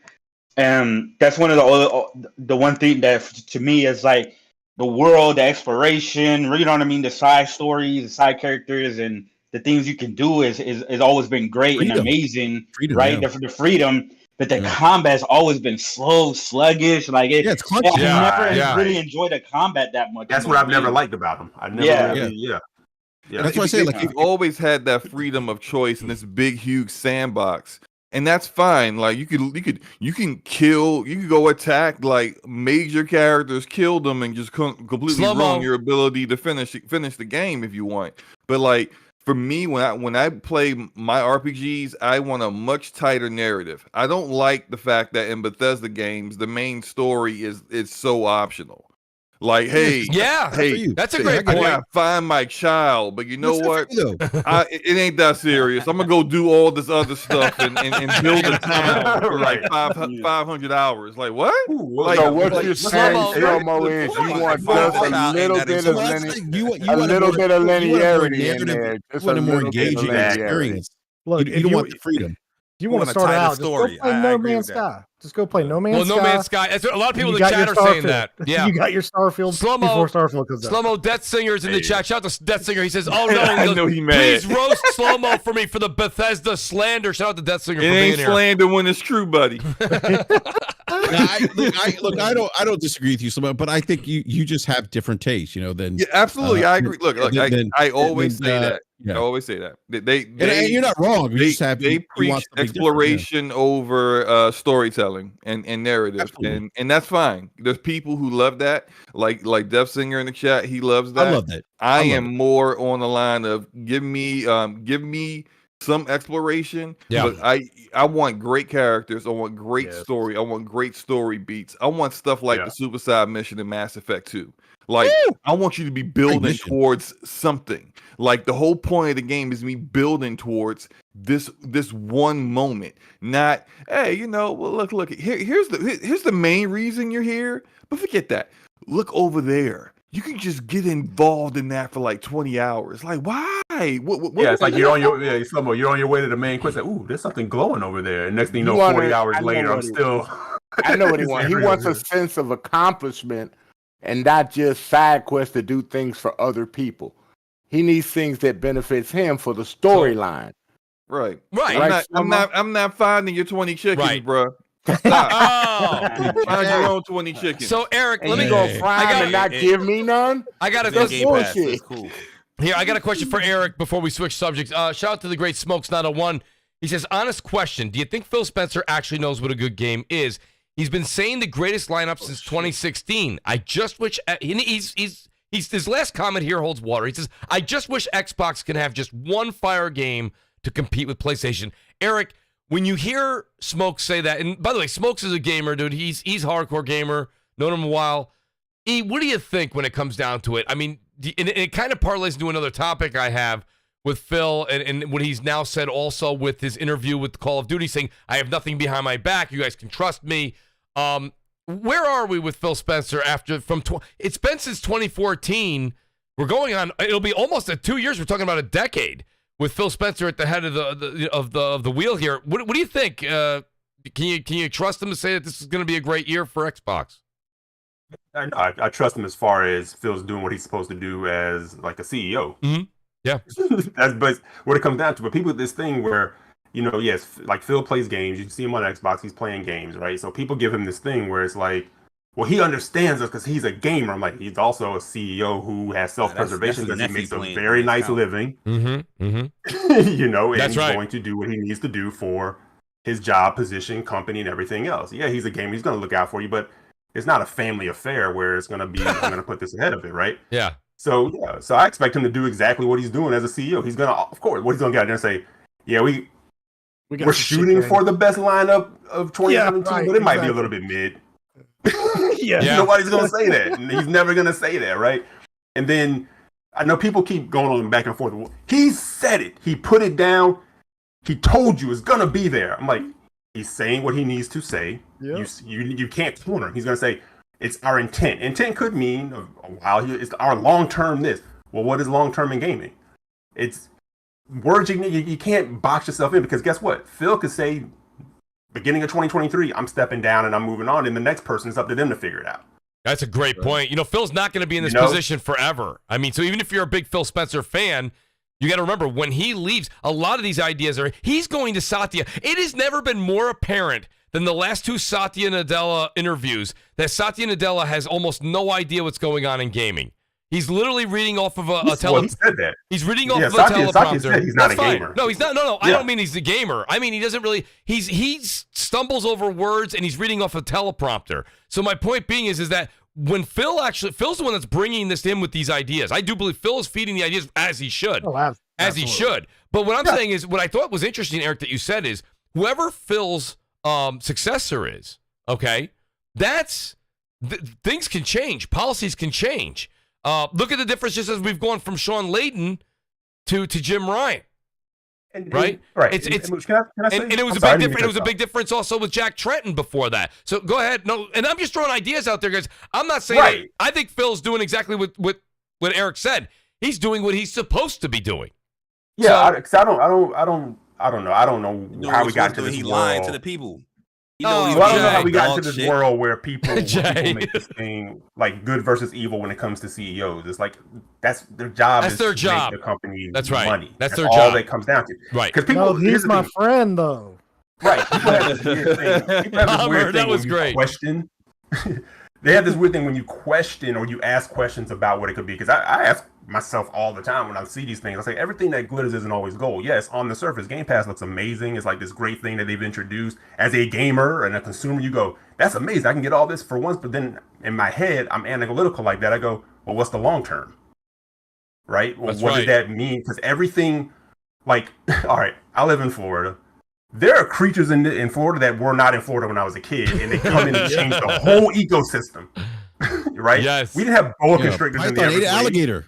But because because we're a port town, people bring in these creatures. They don't want them. They release them. And now we have iguanas and boas and everything else, and the whole ecosystem changed. Mm-hmm. Game Pass, I look at, well, what does Game Pass do to the ecosystem in general as far as gaming? What do all the acquisitions do to gaming? And all people on the Xbox side can think of is how great it is. More. And I'm like, you guys might moor your asses right into this place that you don't want to be. Mm-hmm. You should ask those questions, right? So I ask the question to myself, so I go, does Phil even, maybe Phil doesn't even like Game Pass, but it's his job to sell it to you. That's it. That is his job. Maybe. I don't know. I'm just saying, but see me saying that will piss people off, because of course. Because fanboys acquiesce to everything the company does. I don't know where we got this thing where you have to accept everything. Like, I'm a fan of Xbox. I'm a fan of PlayStation. I didn't give a damn about. I wasn't a fanboy of the Walkman or the portable CD player. I'm not a fan of Windows, but it's like all of a sudden the fanboys of everything that the company does and everything that they say. In 2013, Mooch, you remember this? It was games from Xbox, right? First party, we're doing it, we're killing it, we're crushing it, we're kicking that ass. Yep. Then it became play anywhere. Right. You shouldn't have any barriers. You should play anywhere. Then it was Game Pass, and guess what? Every step of the way, dudes acquiesced to everything, and it became the latest, greatest bam. Do you see on the Sony side where dudes are like the traditional way, and we believe in generations, and we do this and that, and then they're switching and flipping, and there's a little bit more pushback on the PC side of it, but it's the same thing. If Jim Ryan and Phil did Freaky Friday and switch spots, you would watch the fan base accept each one of these dudes as their own. Of course. Because Yeah, that's the whole point. I mean, right? You gotta but they're wave CEOs. That's that. What they're supposed to do. You gotta wave that blue flag. You gotta wave that green one. Right. Jim would go over to PlayStation, and all of a sudden Game Pass will be the shit. Oh, we're absolutely! Doing this It'd be the best thing ever. And Phil would be like, "Oh, we're doing this." It's the same way like back when Sony acquired Bungie, and then all of a sudden all these like random Destiny fans came out of nowhere. It was like, have you even played the game before? What are you talking about? It's like, what was hilarious about that? What was hilarious about that is, oh shit, we got Bungie. It's the blah blah blah blah. And then they're like, yeah, but it's gonna stay multiplayer. Oh, okay, I'm going back in my hole. We got Bungie. I can't use it for my list wars. Now look. I saw I read the interview. I didn't watch it. I read it, but like I was a little bit annoyed with Phil's comments, because it's like, if you kind of look at it in context of things, it's like he keeps bringing up Minecraft. And he's like, it's like Minecraft. Like Minecraft, I don't know why they're upset. Like I didn't have a signed contract for Minecraft, so why should I have to do that for Call of Duty? And I'm just like, but you offered the contract. So if you feel like you didn't have to do that, why did you do that? That's one. Two, it's not like in the context, in the chronological order of how things have progressed. When they acquired Minecraft, they called him and was like, are you pulling it off our platform? And he said no, and they took his word for it. Cool. Right. And he didn't take it off their platform. The difference between 2016 or 2015, whenever that was, and now is that there was ZeniMax Media, and they didn't make a big fuss about it. That's right. And then he flipped the script as soon as the T's were crossed and the I's were dotted. He flipped the script and was like, these games will exist everywhere where Game Pass is. That's different now. Yep. That's the first publisher you acquired. You've now acquired an even bigger publisher. Of course, Sony's going to be like, yeah, bruh, taking your word for it, we ain't going to do that no more. We want something in writing. That makes sense. If they feel like 3 years they end up, and clearly when you're negotiating, you're gonna ask for things that you know you're not realistically gonna expect to get. You're gonna ask to keep the marketing. You ain't keeping the marketing. But the point is that like you ask for things that you want so that on the back end, when you're negotiating, you'll say, oh, okay, look, we'll give up the marketing as long as we get X, Y, Z. It's a negotiation tactic. But the point is that now, because of how they handle ZeniMax Media, you're now going to have to fight them and make some concessions in order to get this done. Now, is it fair? Because you're the one spending the money on it. It doesn't matter if it's fair or not. It is what it is. And so, of course, if they like when the game that sells the most on their platform on year in and year out is now going to be owned by their chief competition, they're going to fight you on it. And it's just like it just read to me like he was like, I don't see what the big deal is. Also because he lied.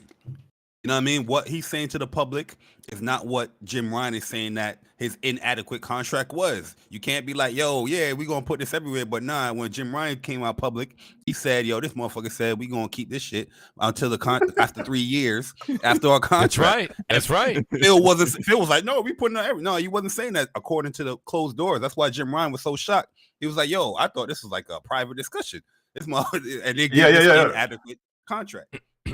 Yeah, the things that they saying they're not believing until I agree with Slow-Mo until that shit is in an actual contract that both can agree to and not hearing what he's saying.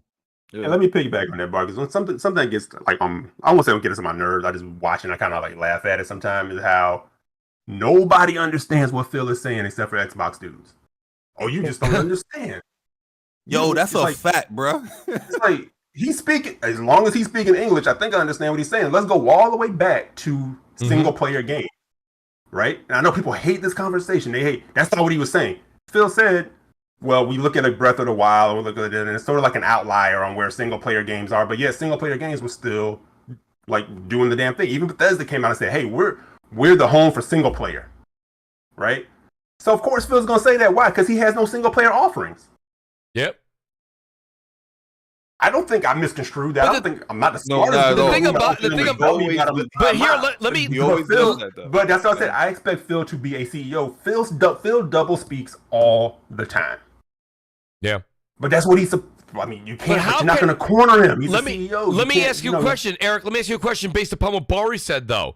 The thing about it is what contract? Because Phil did say you can't write a contract that says forever. You can't put forever in a contract. It just doesn't work that way, right? So yeah, that doesn't make sense for them, and that's not fair to them. No, I agree. I agree. That's not a smart business move for them. No, not at all. So what would make Sony happy is my question to the panel. They gotta negotiate that. Look, if they say 3 years isn't enough, all right, like maybe it's gotta be 5. Like you negotiate, you negotiate that with them. But the whole like, well, we didn't have to do this for Minecraft, so why we gotta do this for this? Like, it's just like you're there was an acquisition that occurred in between Minecraft and this one. You remember that? You remember when it was like you didn't negotiate those games that used to be on that platform aren't going there anymore when it comes to anything ZeniMax Media makes. So that's very different than Minecraft. You can't pretend like that didn't exist. So of course, to them, now they need more assurances that like this is going to be actually something that isn't going to change on the back end. Like you saying, yeah, look, I desire to keep these games on PlayStation. And sure, he absolutely killed all of the gotchas. It doesn't need to be on Game Pass. He said all that in an interview, and that's great and fine. But that's the first time he actually said there's no gotchas. It's just there. 100%. Because he's brought up by people in order for him to actually come out and admit that, which is fine. But even that's just an interview with The Verge. They can't take that as the word of law. That's not a court. They can't go to court later on and be like, well, Phil told us on the Verge interview, he told The you Verge. would never take it off. The court will be like, and so. Like that's not a binding contract. So like, of course, they still going to go ahead and do what they gotta do to make sure things are assured. The defense would like to call The Verge to the stand. I don't. All of The Verge, please come in here. You know, so I do agree with you. Bomber, why don't you go ahead and get your point in there? I do want to ask a quick lightning question for you guys after this. No, go ahead. No, I'm good. I was just okay. I didn't know if you had. I didn't want to take the mic away. No. So let's talk about holiday prices, guys. This is a big thing. I've been very wishy-washy. You guys know this on the Xbox Series S. Okay. I've said to you guys before it came out, I was concerned because we're seeing what its capabilities are. I know, and every time I say this on Twitter or I say it here, I get bombarded with, but Mooch, it does 120 frames on blah, blah, blah, blah. And I'm like, on these smaller or older games, I get it. I really do. I get it. It holds. But as we have not even gotten to the tip of the iceberg of this generation yet. You guys do. I know you guys realize this on the panel. This console has gone from $300, is now going to be discounted down to $250. $250. And let's also keep in mind, now that am I saying it wrong? Right, Chris? Famitsu is now reporting. They report, and I asked this. Remember, I was like, can we please start breaking down when they say Xbox and PlayStation? PlayStation 5 only has basically one SKU. Yes, there's a disc and a non-disc. I get that. But it's the same innards.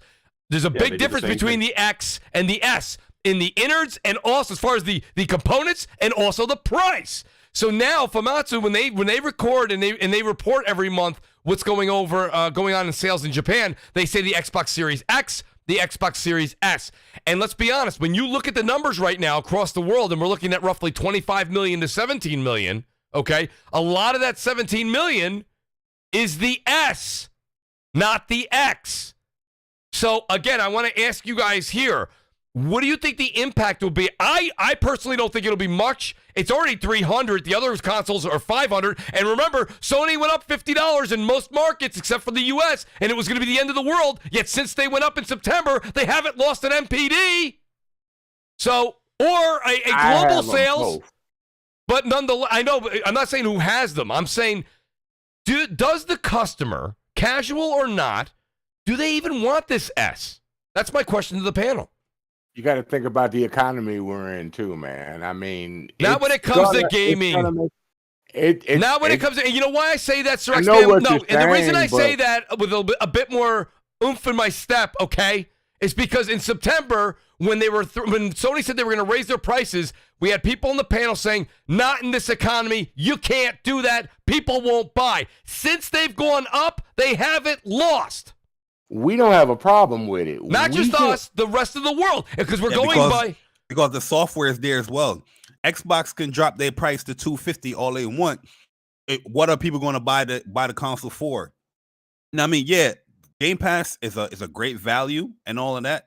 I get it, I understand, but some people when they looking to buy a console, they look at what game is being like applied next to it. Like, all right, this is what I'm getting this game for. Right, like this holiday season, you expect people to buy a Switch, they're going to tie that with Pokemon or whatnot.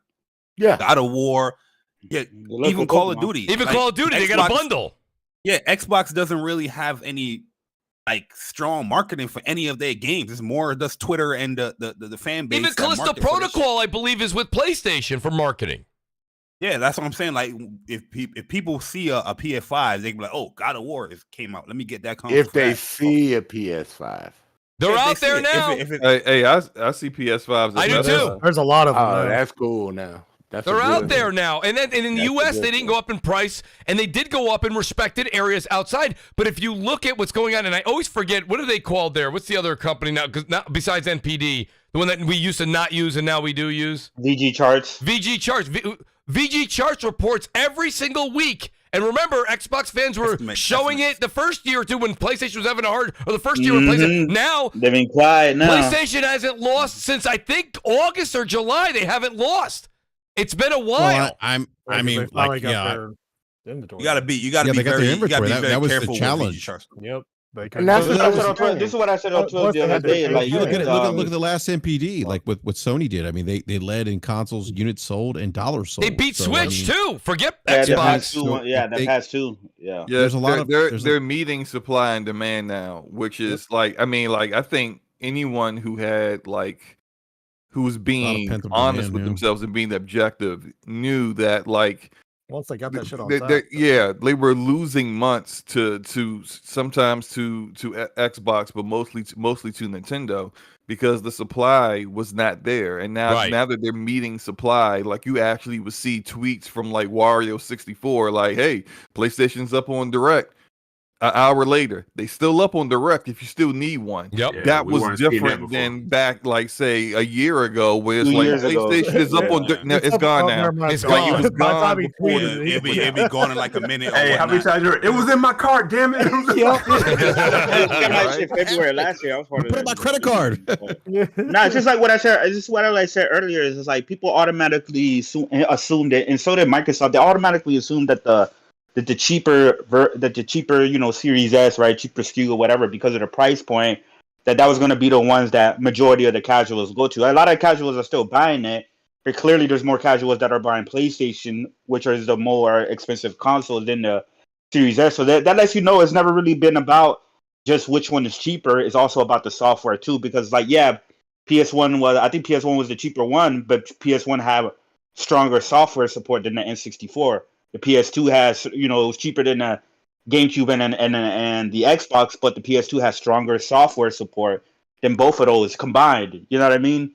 And then the PS3 ended up doing that eventually, a little bit halfway through the generation, and then PS4, of course, is there. So it goes to show you, it's like, it's really about like the content and the appeal, and obviously PS4 generation was the generation to really win because you have digital now. You got your friends' accounts are all tied to PSN, so they're gonna get PlayStation. Chris, you can go back and listen to the Crossfire before the generation started, and that was one of my Mooch rants I did for quite a while. I said exactly what you're saying. I said it was the generation to win because everything goes with you. It's not like the 360, what was get a addiction, put it in your closet or put it on your shelf and go, hey, look, kids, that was a 360. Right. That was an OG Xbox. That's a PS2. The PS4 and the Xbox One came with us, not literally physically the machines, but the content and the controllers.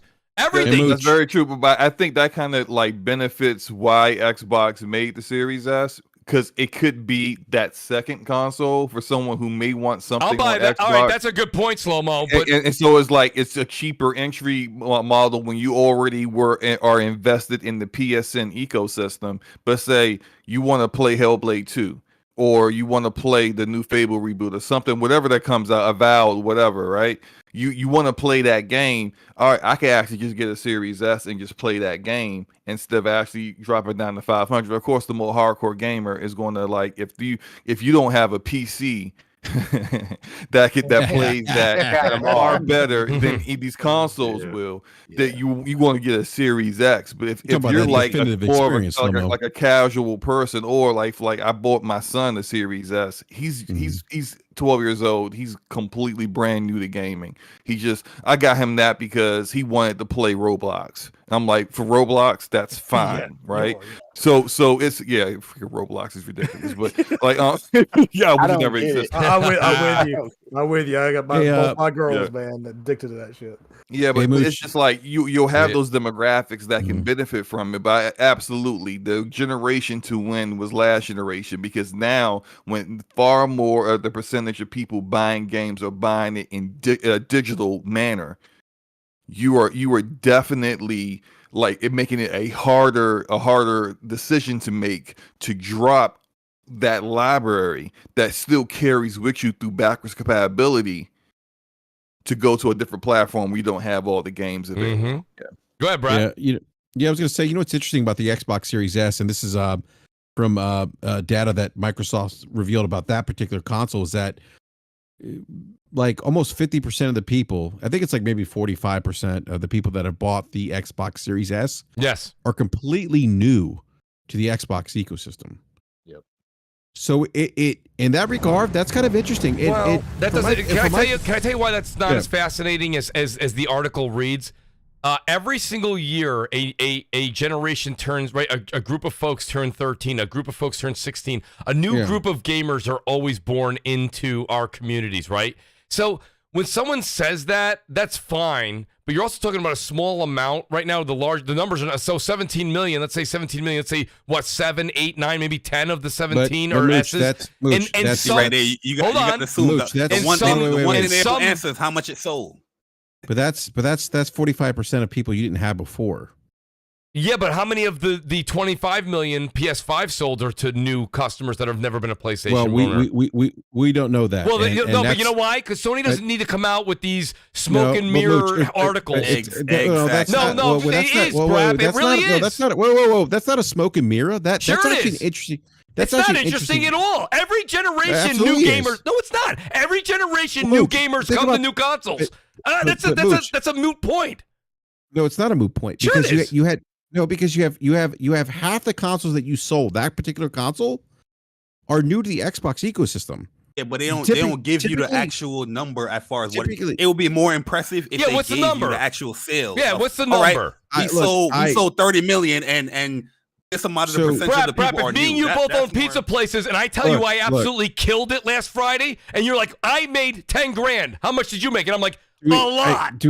How many Xbox Series S sold? I forget. There was a number put out there. Well, I didn't know they had a number divvied up. There was a number that was put out there. Who put it out there though? Not Microsoft. I don't know. I gotta look it up. It must have been VG charts. No, there was something out there that showed that actually the Xbox Series S is actually selling slightly more than the Xbox Series X.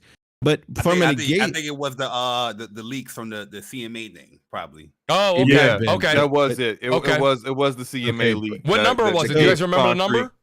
There was no actual concrete number, but it was a definitive statement that the Series S has sold more than the X. Yeah. Yeah. And so if the series, like Microsoft's at what? How many consoles are? I think they're at 17, 18, something like 17 and a half or something by VG charts. Yeah, so let's say let's I don't know, let's just spitball here and say like 17 million, and say 10 or the S, right? And the S, and 45% of that are new. I mean that's new people that you didn't have before. I mean, you know, your business. 4.5 million. I mean, don't get me wrong. I'm not going to make. Brap, I think you're missing the point. I'm not making nothing of that. But of the 25 million, I can go ahead and say, or Sony come out and say 5 million, right? Or 5% of that, or pardon me, 25% of that. We're new people. But the point is I'm bringing that point to compare where they were coming from previous generation, where they weren't getting 45% of people who's never owned an Xbox into the ecosystem. So for Microsoft, that and when you look at like why they talk about engagement. And I know a lot of people knock them for talking about engagement, but they're talking about engagement because they have a subscription platform, which is, as Slobo has said, is the platform now for Xbox. It's the same reason why Netflix talks about engagement numbers. Same reason HBO Max talks about engagement numbers are fine. That I understand is the new.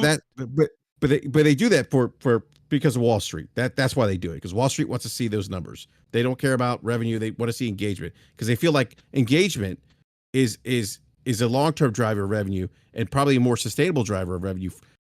And so that's why they talk about those numbers. But my point is this. The point is 45 million, though, like that's for Microsoft, that's actually good for them. You mean 45%? 45% of new people coming into their ecosystem. That's actually good because they didn't have that last generation. Wait a minute. That's 45% of the S's. Of the S's, yeah. Yeah, you gotta be careful because you're saying 45% of, not of the 17 million. It's 4 million people we're probably talking about. And I'm not saying that, I'm not belittling it. I'm just saying, if Sony comes out and says the same sentence, I bet you the percentage is the same, if not more.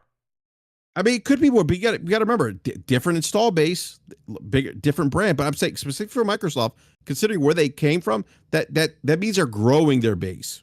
They're growing people and they're bringing people to the ecosystem that weren't there before. And we don't know where they're tallying from, because don't forget the 360 was uber successful. They lost a lot of people in the Xbox One.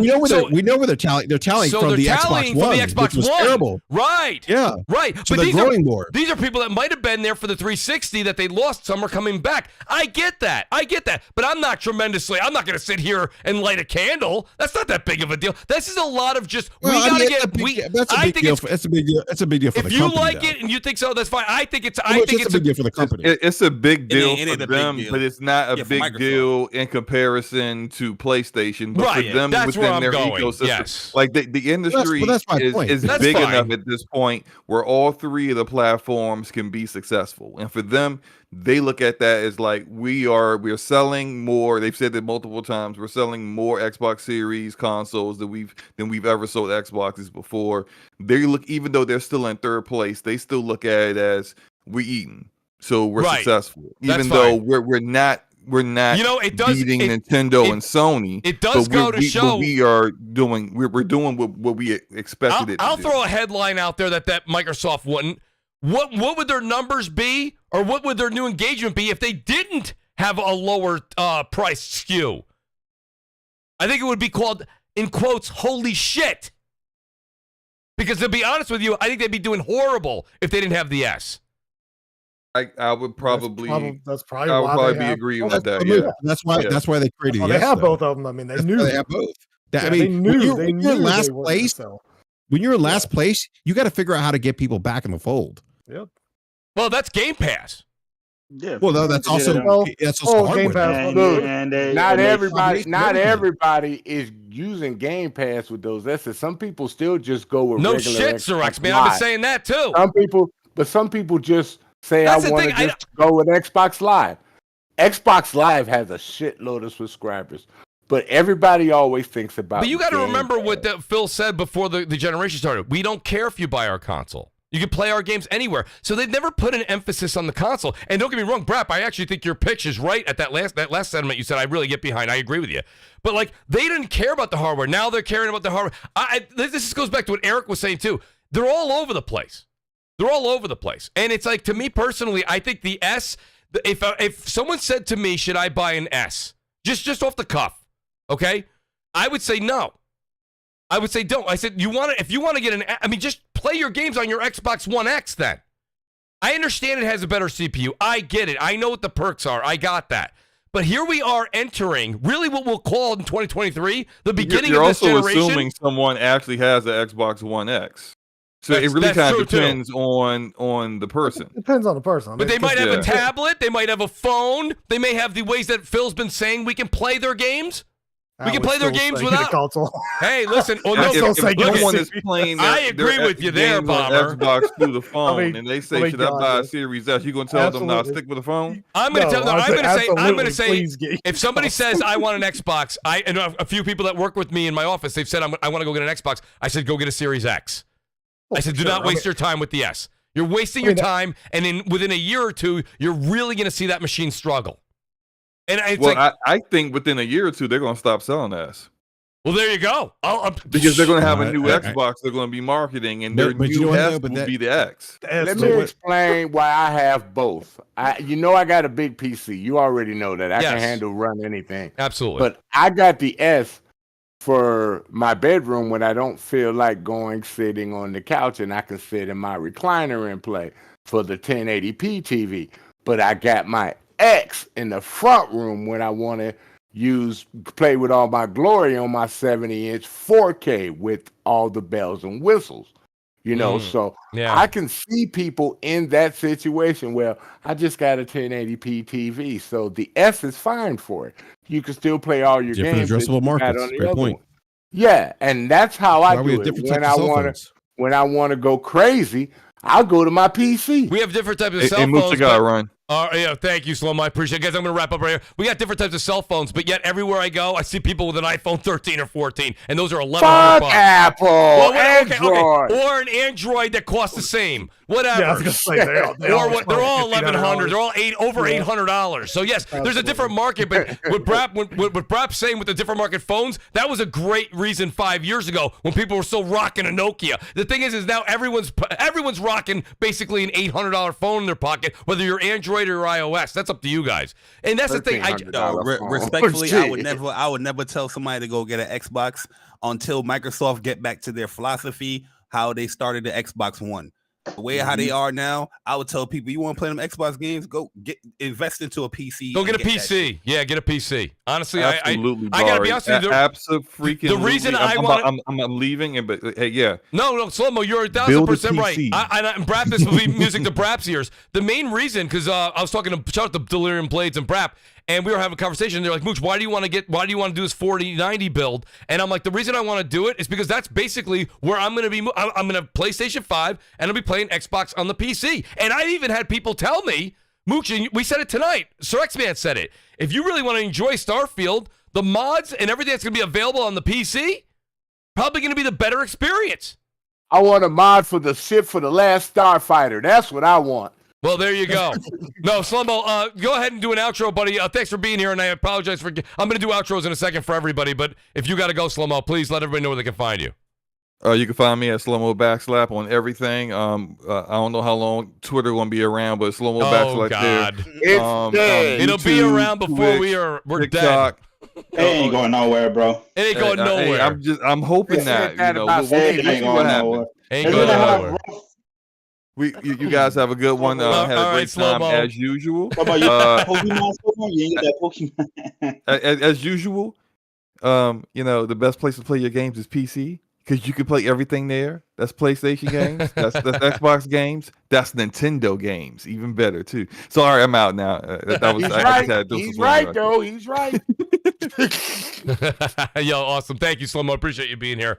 PC is the definitive platform. It is. No, listen, PC's really. It is. It is. Seriously, it is. If you're a hardcore gamer, just buy a PC. Like, these consoles are trash. Just buy a PC. Listen, seriously. It's funny. 3070, 3080. Xbox is trash. PlayStation 5. Buy a PC. You'll get PlayStation exclusives one day, day one, because that's coming. Jim Ryan, we know that's coming. So just get a PC. I can't argue with you there. I like my Series X and PS5. I listen. I gotta say, as much as I want to have the PC, and I'm gonna build a new and better and greater and greatest, whatever. I'm gonna get that adapter for the power for the plug-in, dude. You don't get to use the one that NVIDIA gives you. Get a more sturdier plug-in for that. Oh yeah, I saw that. I know what you're talking about. Well, let me say this much. I will say this. I got to go with Bomber. I'm still a console gamer at heart, dude. I like when I get done with this, I'm going right over and start and playing God of War. And it's like it's not that I don't want to play games on PC. PC games, I'll play some of them on there, definitely more than I ever did in the past. But it's hard for me to sit there. I much prefer enjoying games on my console. It's easier. No, it's not the best way of looking at all the games. I know they look better on PC, but it just feels good to play a console. It just does. But let me say this, guys. We've had an outstanding night tonight. Thanks to this amazing panel who stayed a little extra tonight. Really means a lot to me. We started a little late, too, so I wanted the show to really last a little longer. I was trying to mooch a few more minutes out there for the audience. But I'll go in reverse order and say thank you to the great Sir X-Man. Sir X-Man, thanks for being here, buddy. I saw you in the chat. You're like, can I join? I said, sure, why not? So Sir X-Man, let people know they can find you. And thanks for being here, buddy. Oh, they'll find me playing golf on my Xbox. There it is. I finally got it. The game was on sale, so I bought it. Oh, it is. Yeah, it is on sale. That's right. Yeah, it's on sale. I had to get it. You know go ahead. No, go ahead, Sir X-Man. Go ahead. And I might stream the Star Trek online because I'm enjoying the new story mode about Wesley Crusher being evil. It's an awesome story mode for Star Trek Online. Other than that, if Twitch survives, you can find me on Twitch. Twitter at Sir X-Man. Sorry, if Twitter survives. You can find me on Twitch at Sir X-Man 1 whenever I get back into streaming. You can find me on YouTube showing up to somebody's show every now and then. So they'll have me in the description. And you can find me on Xbox at Sir X-Man. Yes. With the spaces just like here. Mm-hmm. And you can find me on PSN when I should have pulled the trigger on the God of War edition for $600, but I missed it. It was in my cart, and I forgot about the time limit, and I missed pulling the trigger, so it'll come around again. You'll get it again, buddy. They're going to be out all holiday season. You'll definitely get it. PlayStation, you can find me at Sir X-Man. All right. Thank you, Sir X-Man. The great Sir X-Man, everybody. I appreciate that. Let me speak about another great person on the panel, the great Jay Bari. Bari, outstanding to have you, buddy. I know you had some family stuff earlier, and I appreciate you taking the time to be here. You know you're going to see me in the chat tomorrow at 11 a.m., and I know this show has already got Persona riled up, Jay. So we got your co-host riled up for you already. But, Jay, let them know where they can find you, and thanks for being here tonight. Yeah, no doubt, man. Yeah, sorry for being late. Just had to, drive back home. But, no, it's all good, man. I appreciate you being here. And I was trying to figure out, how do I get in this turn? Yeah, I saw you. I see in the chat. It's like, Mooch, where do I go? And I apologize, dude. There's like a million of them. And I didn't see it for a good 6 minutes after you asked. Those are my apologies to you, Jay. Oh, nah, you good, man. But great discussions. Everybody have different opinions, guys. Don't be triggered by everybody's opinion. Just know that your opinion matters most. It's kind of crazy to say that to grown ass men or women, but I feel like every time the Game Awards come around, you have to say this shit. You know what I mean? You really do. Just know that Elden Ring won't win Game of the Year. That's all. You'd be happy with it. You know what I mean? Keep it. Wow. Let it go. Let it go. But nah, man. I can't wait for the Game Award show, man, because as much as we say what I just said, people are still going to be triggered, man. And I like to see the reactions if people are reacting to it. Absolutely. But, great show. And yeah, at the end of the day, 2022 was a great year. There's a lot of games that I love that wasn't even in these categories for this year. But overall, this is a great year. I'm looking forward to 2023 as well for a lot of games that's coming out, man. And Pokemon Company, Game Freaks, you got me for like 5 copies of Pokemon, man. We didn't get to talk about that. I know, Chris. I apologize. You gotta catch that them last all. one You went a gotta little catch longer. them all. I apologize, Chris. We'll talk about it in a week or so. Trust me. When even more controversy will build up. Hey, listen, around I'm here.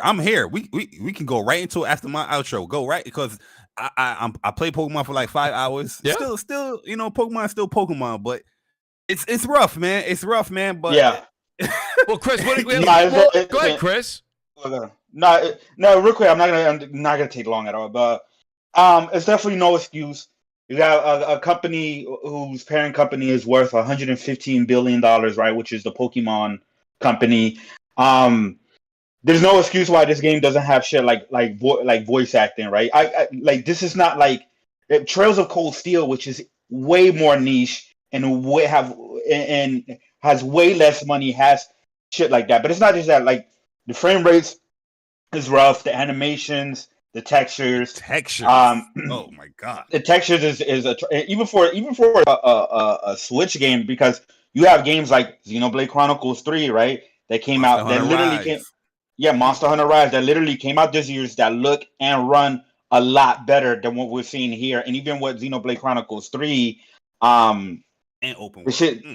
and it's open world and stuff like that. So it's really like the game itself, right? It's still Pokemon, right? So you like it and shit like that. I'm coming in as a casual. I don't really play all the Pokemon games. Last one I played was Sword and Shield, and I thought that one was trash. You know what I mean? It's like Pokemon, so it's like you're into it. The only reason why I bought it is because I had a $25 credit at GameStop. I was gonna use it for God of War, but I said, nah, fuck it. I'm just gonna use it for Pokemon. See if they can win me back over and stuff like that. And so far I like the game as for what it is. But yeah, man, the NPC, like the frame rates, like I'll be 5 feet in front of them, and they look like stop motion action figures, just like pop locking and like it's just like stuff like that. I haven't ran into like some of the worst shit yet. I've only played 2 hours of it that I've seen on Twitter. Like I haven't had like the crazy lag and stuff like that. I've had some of the lag, but yeah, this is definitely on Game Freak side. I think they should have delayed it. Pokemon Arceus is also a Pokemon game that came out this year that looks and runs better. That should have been the game that it came out in January, and Bright and Diamond came out in November. Arceus should have been the game that came out today. And Scarlet and Violet should have been the game that came out next November, in my opinion. But to me personally, since I didn't pay full price to it, whatever, I'm still gonna play through with it. But unless you're like a diehard Pokemon fan and you're just like casually wondering if this is gonna, honestly, I would say keep your money until they fix it, bro. If they fix it. Yeah, no, and shout out the thing is they won't, because it's selling. It's like, it's gonna fix it. Yeah, you hear? Yeah, this is the most pre-ordered Pokemon game of all time, by the way. Did you hear? Gaming Forte said 300 copies. I don't know if he was joking, but I don't think he was joking.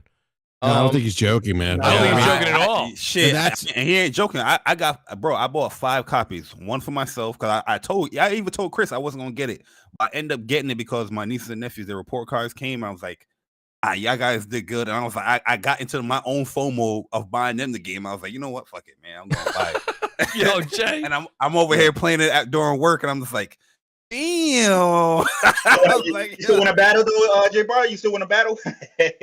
I want to test the co-op. We can definitely battle. We can definitely battle. Yeah, I want to test the co-op.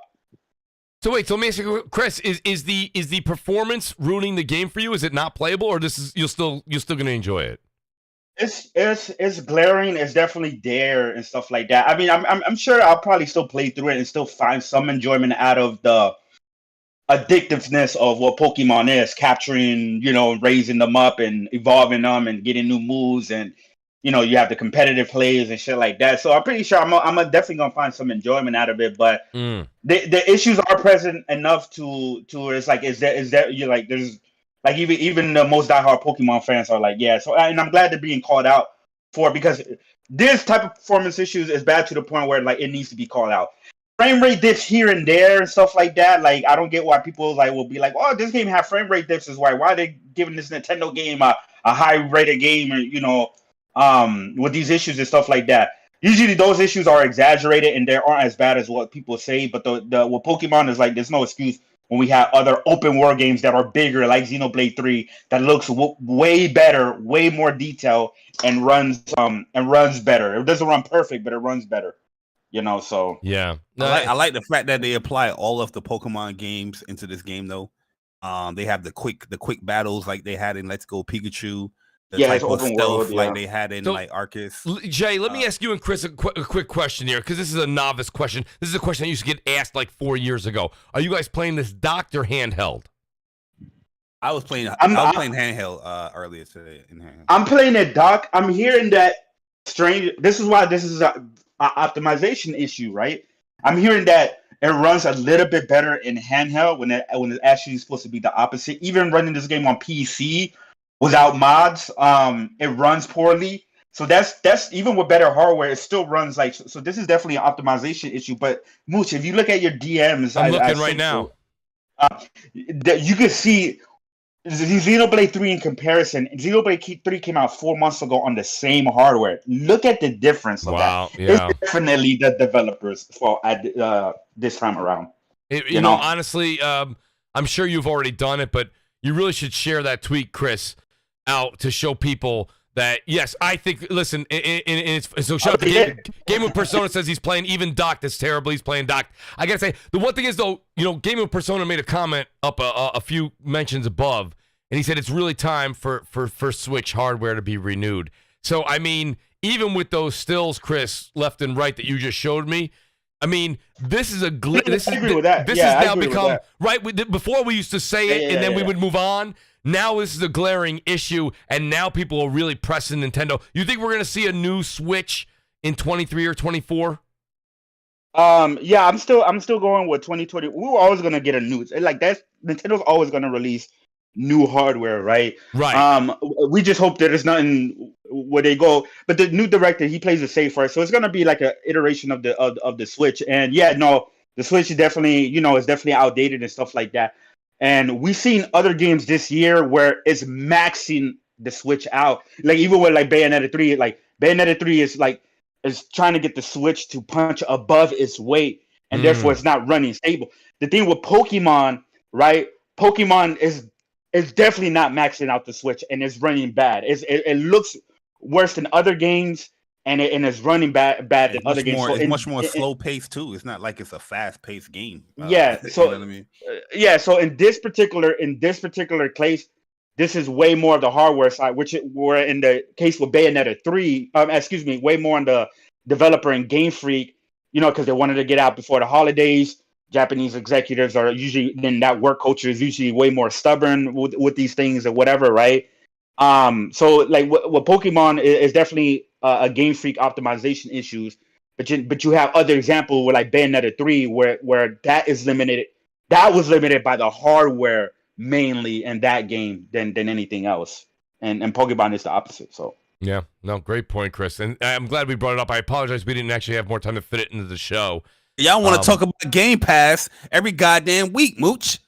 Every goddamn week, we got to break down Phil Spencer and what he means and what he want to say and what he want to do in gaming. And they don't got no game award. They got no games being nominated on their goddamn platform, man. We need to stop talking. Phil Spencer's like talking about the Lakers right now. They are not a good team. They're not a good platform, man. Stop giving these people this time of day. You're not wrong. Nintendo need to be spoken about. You're not really wrong. Spoken about. You're not really wrong. The thing I do is I go through the week, and as I go through the week, I take notes and I just see what's the top headlines. Because listen, it's also the audience is different too. It depends on each show too, right, Jay? this audience really likes to have a bit of that controversy we get week in and week out too. You know, well, it is called CrossFire. You know, we didn't call it Kumbaya, but nonetheless, I know you are. No, shout out to the great Jay. Jay, that's what I love about your show, dude. You guys talk games. You guys get a little rant in there once and again, though, Jay. We get a rant. Oh, yeah, we gonna be ranting and debating tomorrow. Please believe that, man. Because I seen Persona's latest video, and I'm like, yo, man, you know what I mean? Sometimes people go off their feelings too much when it comes to these game awards. They do. Obviously, man. that's what it is. Is your feelings, is your opinions. Well, some of these decisions, like, yo, come on, man. There's a clear answer here. Come on, man. And I know Persona. He just voting for some of these games because he like cats. I don't want to hear that bullshit. Yeah, I want to hear the truth. Seafood definitely needs to win fighter, man. That's a clear answer right there. Yo, it's facts, crazy, right? No, and as you can see, a lot of the panel had a bounce. I'm getting all these messages. Mooch, I gotta go. Mooch, I gotta go. No, Jay, let everybody know about tomorrow, man. And thanks for being here, bro. I really appreciate it. Oh no, man, appreciate it, man. Like I said, it was a great conversation. Sorry for the people that left. You know, I mean, I did that for Chris. We had to talk about that Pokemon. I'm sorry. No, I wanted to talk about it too. I really did. I have it as one of my topics. Yeah, but nah, man. Tomorrow is gonna be a fun one. You know, we're gonna talk about the Game Awards as well. There's gonna be a lot of like activities and polls as the show progresses. You know what I mean, just to get people's opinions and they understand their mindset when it comes to things. But it's gonna be a good fun show. A lot of great news for PlayStation the last 2 weeks because we took a break last week because of God of War. But we're back and it's gonna be fun. Tomorrow, 11 a.m. Eastern Time. What's Up PlayStation Podcast? It's gonna be a good one. Appreciate that, Jay. Thank you. And then Chris, let people know they can find you. As I said, you came in a few moments late. Of course, you're on the Saltiest Gaming Podcast. You're on Planet Xbox. But Chris, let people know where they can find you, bro. And I really appreciate you being here tonight. Thank you.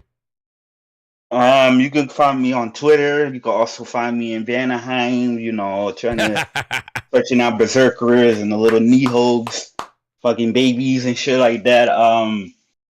And then you can find me in Paldea running at 10 FPS with stop motion NPCs and shit like that. Nah, but yeah, just mainly on Twitter. I do Salty Gaming podcast. Planet Xbox got moved to Saturdays. I don't even know if I'm gonna be on there consistently. To be honest, it's moved to Saturdays for real? Yeah, it moved to Smooth. I had to move it to Saturdays because he has some stuff. What time? Shit, I don't even know, bro. It's like during WUPS. Nah, I'm joking. I don't know. I think it's right after or something like that. But yeah, and then also I do Let's Go Nintendo, which we had one right before this podcast as well too. Let's Go Nintendo. Nice podcast as well. So let's go Nintendo. Let's upgrade. That's what this should be called. Let's upgrade. No, we talked about all that shit. We went in on Pokemon today and shit like that. So it was pretty good. But yeah, great to be on and have me back. Thank you, Chris. Always great to have you Chris, on here. Do you have the original Switch or you got the OLED Switch? No, I got the version 1. I'm waiting for.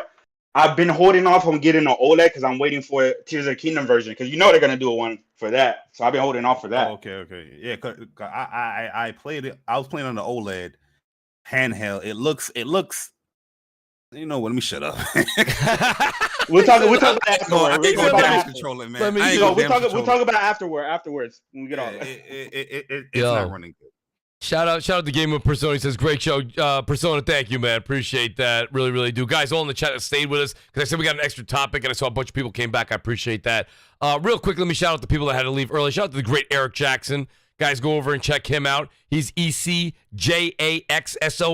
my man, Eric Jackson. Great to have Eric on here, man. He is legitimately the voice of reason. So shout out to Eric.